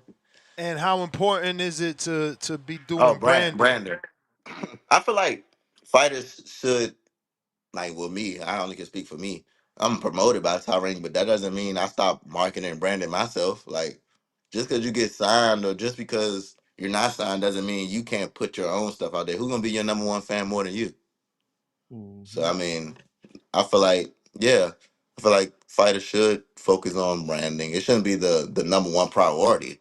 Your craft should be the number one priority. But yeah, getting your name out there, not just being a regular Joe Blow and wanting to get your name on that level. Yeah, you should focus on marketing. Um, Public speaking, I'd say my family was one of them families where they, at a young age, they put a camera phone in my face and made me speak like it was something important, and I couldn't say and cuz. I didn't take, professional public speaking classes, but I know how to articulate myself and be able to communicate with people without using slang terms or, you know, stumbling on my words or whatever. So I feel like it does benefit me in these interviews, and when I'm talking to people, I don't feel nervous or reporters. So if yeah, I feel like it would help. Definitely public speaking would definitely help for fighters get more comfortable talking to the media and just talking to people, is able to really articulate yourself and tell people what you really truly mean. So I mean, I don't feel like that's a bad thing. I don't know if it will help or hurt boxing, but it's not a bad thing for fighters to learn. And on the high school thing, it's a double edged sword because I'm a fighter. So of course I would say, yeah, I wish fighting was in high school. I wouldn't have missed so many days. I would have been in school and fighting and doing these things. But then we look at the part of how dangerous boxing is as well. You know what I'm saying? It is people that has died with headgear on. You know what I mean? And Hmm. you gotta explain to your child. I mean, to somebody that their child is no longer here while they was in your care at what, the boxing gym at school. Oh, that's a little tough. You know what I mean? How much people gonna be suing, or how much people gonna have problems, or coming home with black eyes and stuff from school. People gonna look a little crazy. So I mean, it's double edged sword for me as a fighter. Hell yeah, I wish I could be fighting at school. I wouldn't have missed so many days. You know what I mean? Tournaments I had to get packets for. Oh my God, and turn in like, nah, if I could do my package at school and just fight at school, it would have been great. But I mean, I don't know if it's gonna make boxing, far as, big to the casuals or bigger in the casual aspect. I'm not sure. I don't know. But that's a good idea. Something to think about. Yeah, man. I've always said that boxing should be in the curriculum. I don't get why wrestling is. You know, you got basketball, you got all these other sports, and if we're considering contact, some of these rich, more Caucasian schools have rugby, and Yeah, everyone has wrestling. But the yeah, next one is from Hook Like Berlanga. Thoughts on a future Tito Mercado fight? He talked crazy about beating you in the amateurs. Two high yeah. KO ratio guys, the future of 135, 140. How old were you though? Because I feel like isn't We was Tito young. a, Yeah, we was young. We but was y'all like, the same age? Because I thought he was older no, than you. he was the same way, kind of like how I was with Abdullah. Like, he caught me as coming into like my junior division. He was the older guy. I remember I made it to this was the first Kansas national. I think in 2016 or 2016 in December. I fought him. I fought five times that week, and I lost to him in the championship. It was a 4-1 split. We was like 13, 12 or 13.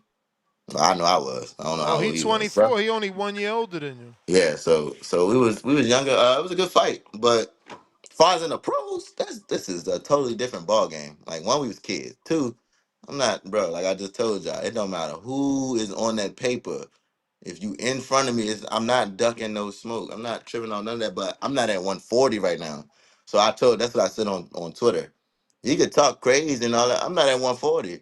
When I get to 140 and I'm campaigning at 140, if you still there, oh yeah, we gonna get it on. But if I'm not at 140 right now, I'm not about to entertain no dumb stuff like that because that's not where I'm at. Hmm. I talk about or I react to what's in front of me. You're Do you not in front of me respect right now. his 18 and 0, 17 KOs? You ask me. Yeah, I'm asking if he respect it. Yeah, My I'm bad. asking if you respect that. If you respect his record. Uh, I respect anybody record that's boxing. Honestly, like, and I know he been fighting since a youngin. So it's like, I mean, he got skills. I've been in the ring with him, so I know he got skills. It's not just padded and pluffed up. I don't know exactly who he fought, No, but he got some he can. names. That's why I'm asking you specific. Like, Uh, I've been on Mercado. I mean, I think his sixth fight or seventh fight he had fought Jason mhm, Velez, and that's what caught my attention. Then after that, 2 fights later he fought Hank Lundy. Then mhm, 1 fight later he fought the common opponent with Devin Haney, Dondini. mhm. Then after that he fought common opponent with Shakur, Jeremiah Nakatilia. He fought Okay. Daniel Barrios, Jose Pedraza, former champ, and Antonio Moran, who gave hell to Yeah, he got some Jermaine names. Ortiz. No, hell yeah. I think he's He got some names. moving I definitely think fucking he's well. 100%. He's 100% a legit fighter. I've definitely seen him fight too many times. Not too many times in the pros, but just fight period in the amateurs. I Hmm. know he's legit. It ain't no BS with him. But I know what I could do, and he's not in my way at 135 right now. But if I once I get to 140, and that's a name that like what? Bad. That ain't nothing. Like I don't duck no smoke. I don't know how to keep saying it. I don't know how to. I just don't duck no smoke. If it's there and it makes sense, let's get it on. Until it's there in front of us and it makes sense, then I ain't gonna hear me say nothing. Cause it's like, all right, this is not something that we gonna do in 1, 2, or 3 fights. That's something later. I don't know when I'm gonna move to 140. I'm really campaigning at 135. I'm a true 135 pounder. For sure. So. I got two mm. more and you're out of here. Talk trends, the body snatcher. What are your goals for 2026 boxing? And just to add to that, like, does that make you feel good? Did you get in, isn't that Mike McCollum's name, the body snatcher, that people are giving Yeah, you that name? yeah. My goal that definitely, first of all, to be getting a nickname on your own that you didn't start is definitely a compliment because it's a testament to my work and what I've been doing. People really, just they see me as a body snatcher. They see these knockouts. They like, man, hey man, he getting to the body. So I love that. Um, I just feel my goals for this year is to continue just to keep putting on dominant performance. I don't know exactly how many fights I'm gonna get. I know it's gonna not gonna be less than 4 for sure. So I got.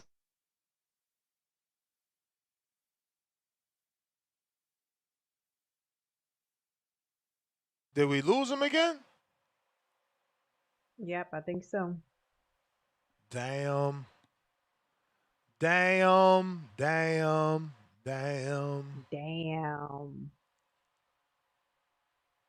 Yep, I let me love see his the ring fight. outfits too. He ain't playing. Came out with the Yeah, Averex. Yeah, it's yeah. dope. Even in the amateurs that he was doing that and Shout like out to coming out Coach like that. Barry. Damn, we lost him. I don't want to step Coach away, but I Barry got to. and Coach Okay. Bud. I'll be. Oh, there There he you go. is. Oh, he back? Okay. Yeah, you muted. You muted. You might have to jump out, jump back in because you took a call, so that might have threw off your audio. Go ahead and run this. Oh, you got to let him back in, though. Yeah, Yeah. I ain't gonna be able to do it. Were you able to hear the question or All no? right. No, can you say it one more time? Yeah, the question is the body snatcher. People What are always your talking about. goals for 2026? Yeah. My goal is to continue to keep having dominant, explosive performances. I'm definitely going to have at least minimum 4 fights this year. So I already announced my second one this year, so it should be two more after this. Um, Continue just racking up these W's, man. That's what I want in a dominant fashion. I want to get better every time I get in the ring.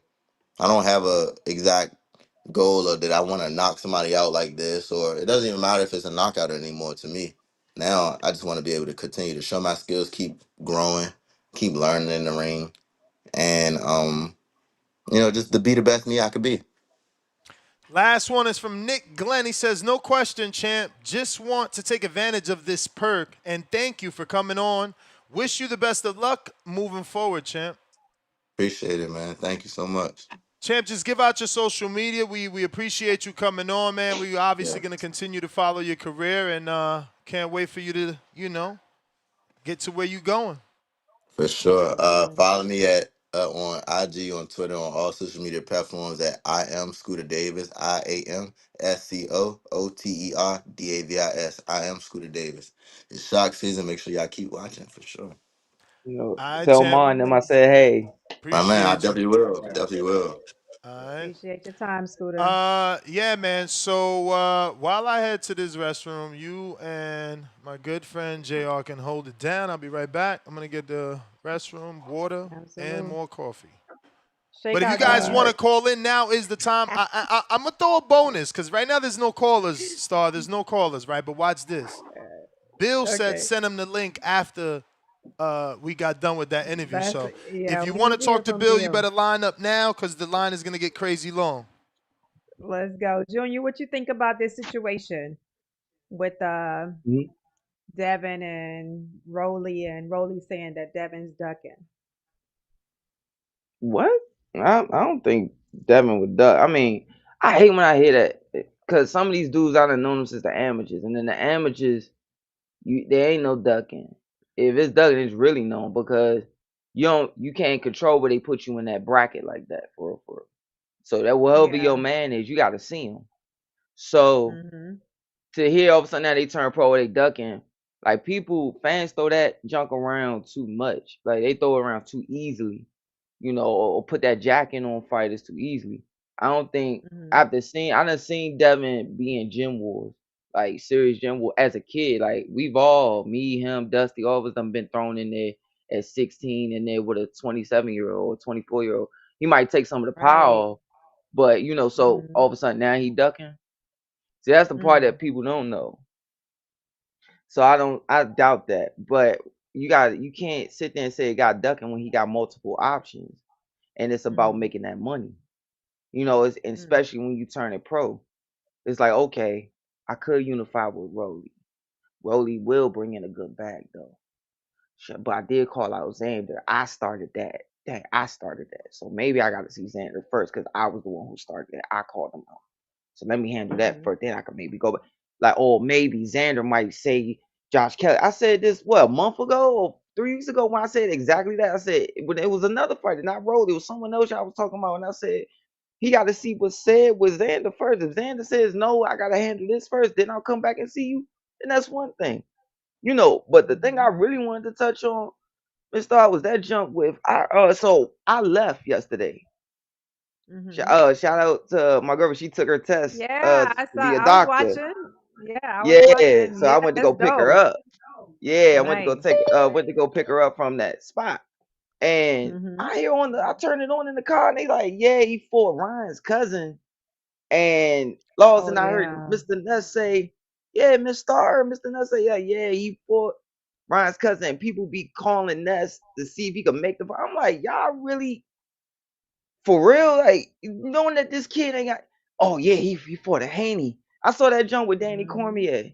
Daniel Cormier was talking to Mm. Mighty Mouse, and he said, "Man, my son be wrestling." They be like, "Yeah, he beat DC's kid. I beat DC." I'm like, "What? Yep. You like you that press? So You that press? You know this kid's still green. You know this Mm-hmm. kid's still green. Both the kids are green, but Sean really green. Mm-hmm. And now They you go, want oh that yeah, name can we on. make that fight? They You want that. DMing him They want like that name on it's an certain. amateur resume. That's Yeah, funny. yeah, we beat them, y'all. Yeah, you should have seen Bill and them on in the corner. You should have seen they. Like, you out corner, you said not. Now that's why I thought it was a tournament. I was like, it got to be a tournament. Mm-hmm. Got to be a tournament. Nah, it wasn't no Nah. tournament. And I'm like, it was Mm-mm. a show.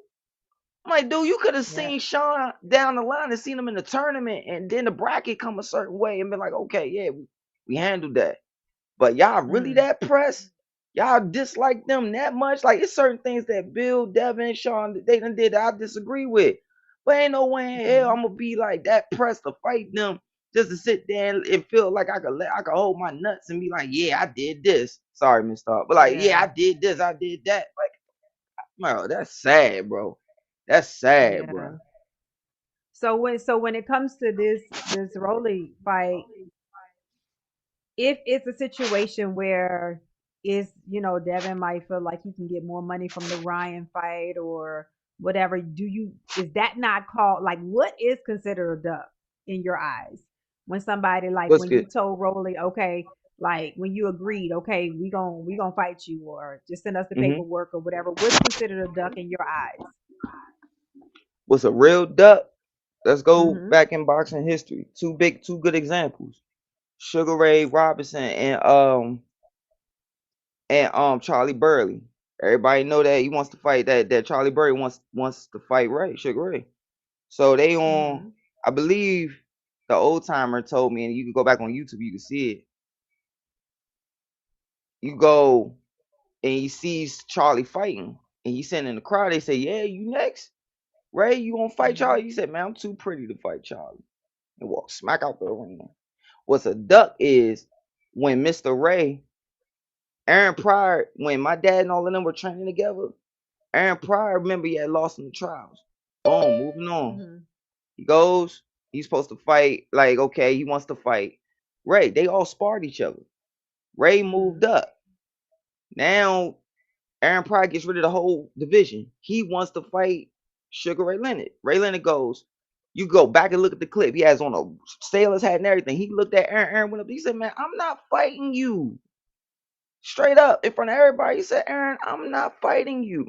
Until later, we Mm-hmm. did try to sign a contract. Then the eye injury happened again, and when he got thumbed in sparring. But like that's a duck. Mm. Like Let me that's a duck. Bill is not coming on, so those of you that called to talk to Bill, he's not coming on. That's not gonna happen. Uh Um, so yeah. Did he give you any clarity, but Ness, on what's going on with the negotiations, No, it's not if him. It's any? not him. I have somebody just came here, so I'm not gonna be able to entertain that. That's why I'm gonna have to end the show a little bit Oh, early. okay.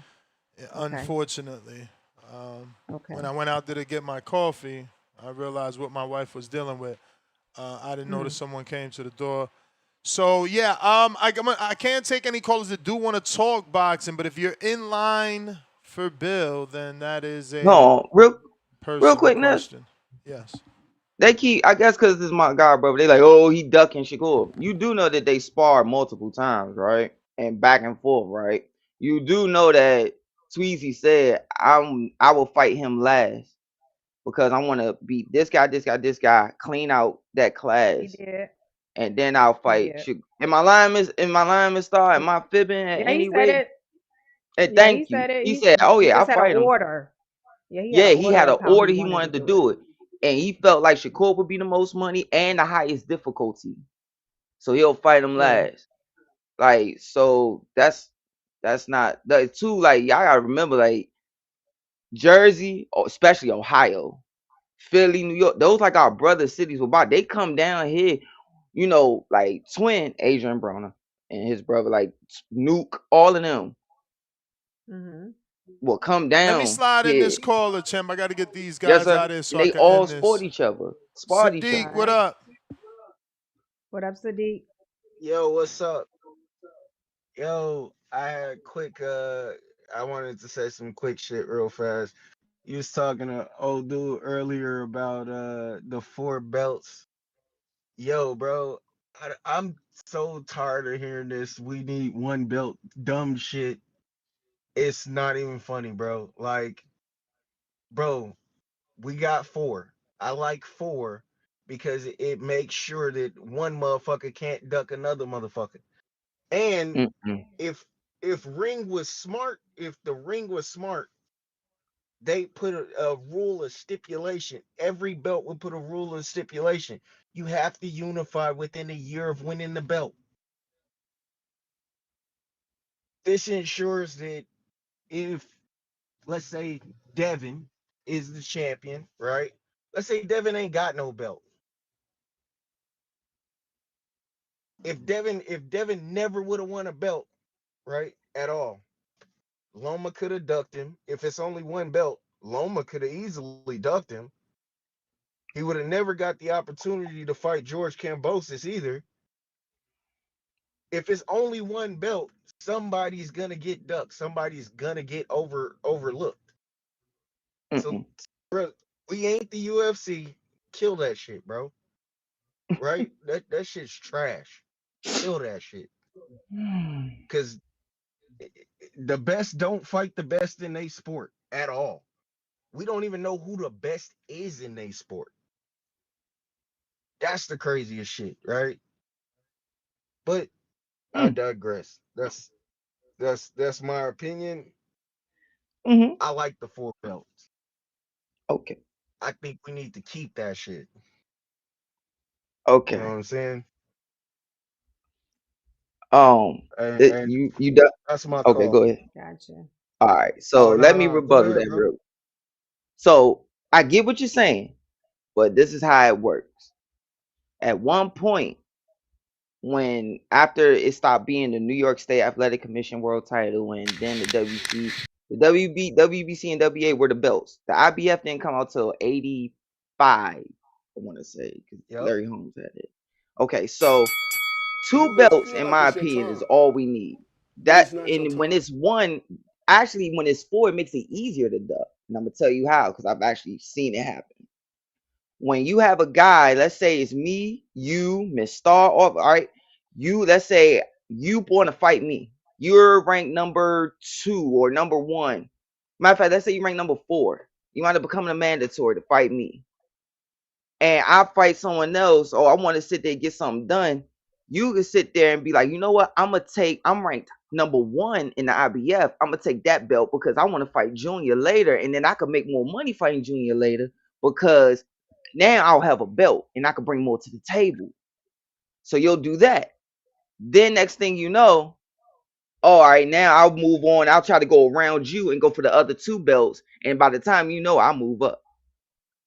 So I get what you're saying. Make it easy. It might make it easier. But even when Hagler and them had 2 belts, Mustafa Hamsho was the number 1 contender twice. He fought Hagler twice. Hagler held the belt for so long that Mustafa Hamsho fought, beat everybody, fought Hagler, lost, came back, fought everybody again, and fought Hagler again. So it when you make 4, it make it easier for a piece of paper to change things. But in my opinion, I do see what you're saying. But in my opinion, I would like 2 belts, and the Ring Magazine be the one right above those 2. But I get where you're trying. I get where you're coming from. But no, I've seen it on paper. It'll make it much easier to duck when you have so many belts. Timboski, what up? Yo, yo, yo, hey, salute to What Junior. up, You get me? That was well, Timboski? that was well Hey, said. That what was up, well said, brother? Junior. Yeah, you broke that down magnificently. Well done, Junior. That's the way. That's the Mm-hmm. way that Thanks, you school man. these. That's the way you school. That's the way you school these people, man. Not to say you school the Mm-hmm. caller, because the caller made some decent points. Also, I do agree with Yeah. him on the belt situation. But salute to you, Miss Star, man. I hope you're alright, man. It's always a good joy to hear your voice, Mr. Gibbler. Thank Salute to you, you. sir. You get me? You're running a great show today. Salute to the community. I hope everyone's having a great week. You know what I'm saying to you? Don't let your past haunt you. Hope everyone's family's well and healthy. Now, Star, I have a bone to pick with you. Look, I don't Mm-hmm. understand what you're talking about. Serving up Josh Kelly to boo. No, there's no serving up nothing. That's a great fight. Listen, it's serving up anything, some bullshit. And then Mr. Gibbler, little I phone I goal, little like phone goal Josh. warrior. Yeah, I like Josh hold on, Kelly though, hold on, but I like Josh star, Kelly. I just feel like no. that Just let me tell you. he's one of let me explain really quick. I like Josh Kelly. I just feel like that that Josh has an alliance to Josh. I mean, Eddie has an alliance to Josh just like he do the Boots. So when I say Alliance. serving up, I mean I'm sorry. giving him I'm sorry. like I'm sorry, Star. No, I'm sorry, Star. I give don't know how long I have left in the ring, but that's why I just have to cut you. I'm sorry. go Alliance. Yeah, you There ain't ahead. is got no no alliance. time. I gotta end this, so Yeah, hurry yeah, up. You got yeah, Go yeah, yeah. ahead. minute and 40 seconds left. All right, Go cool. ahead. Boom. Let's chop it out of the Not way. even minute and There is 27 seconds left. All right, boom. There is no alliance in this business, Star, as we've seen over the past couple of weeks with certain other big stars in this sport. There is no alliance. Fuck the alliance, man. There is no love and whatnot in this business, man.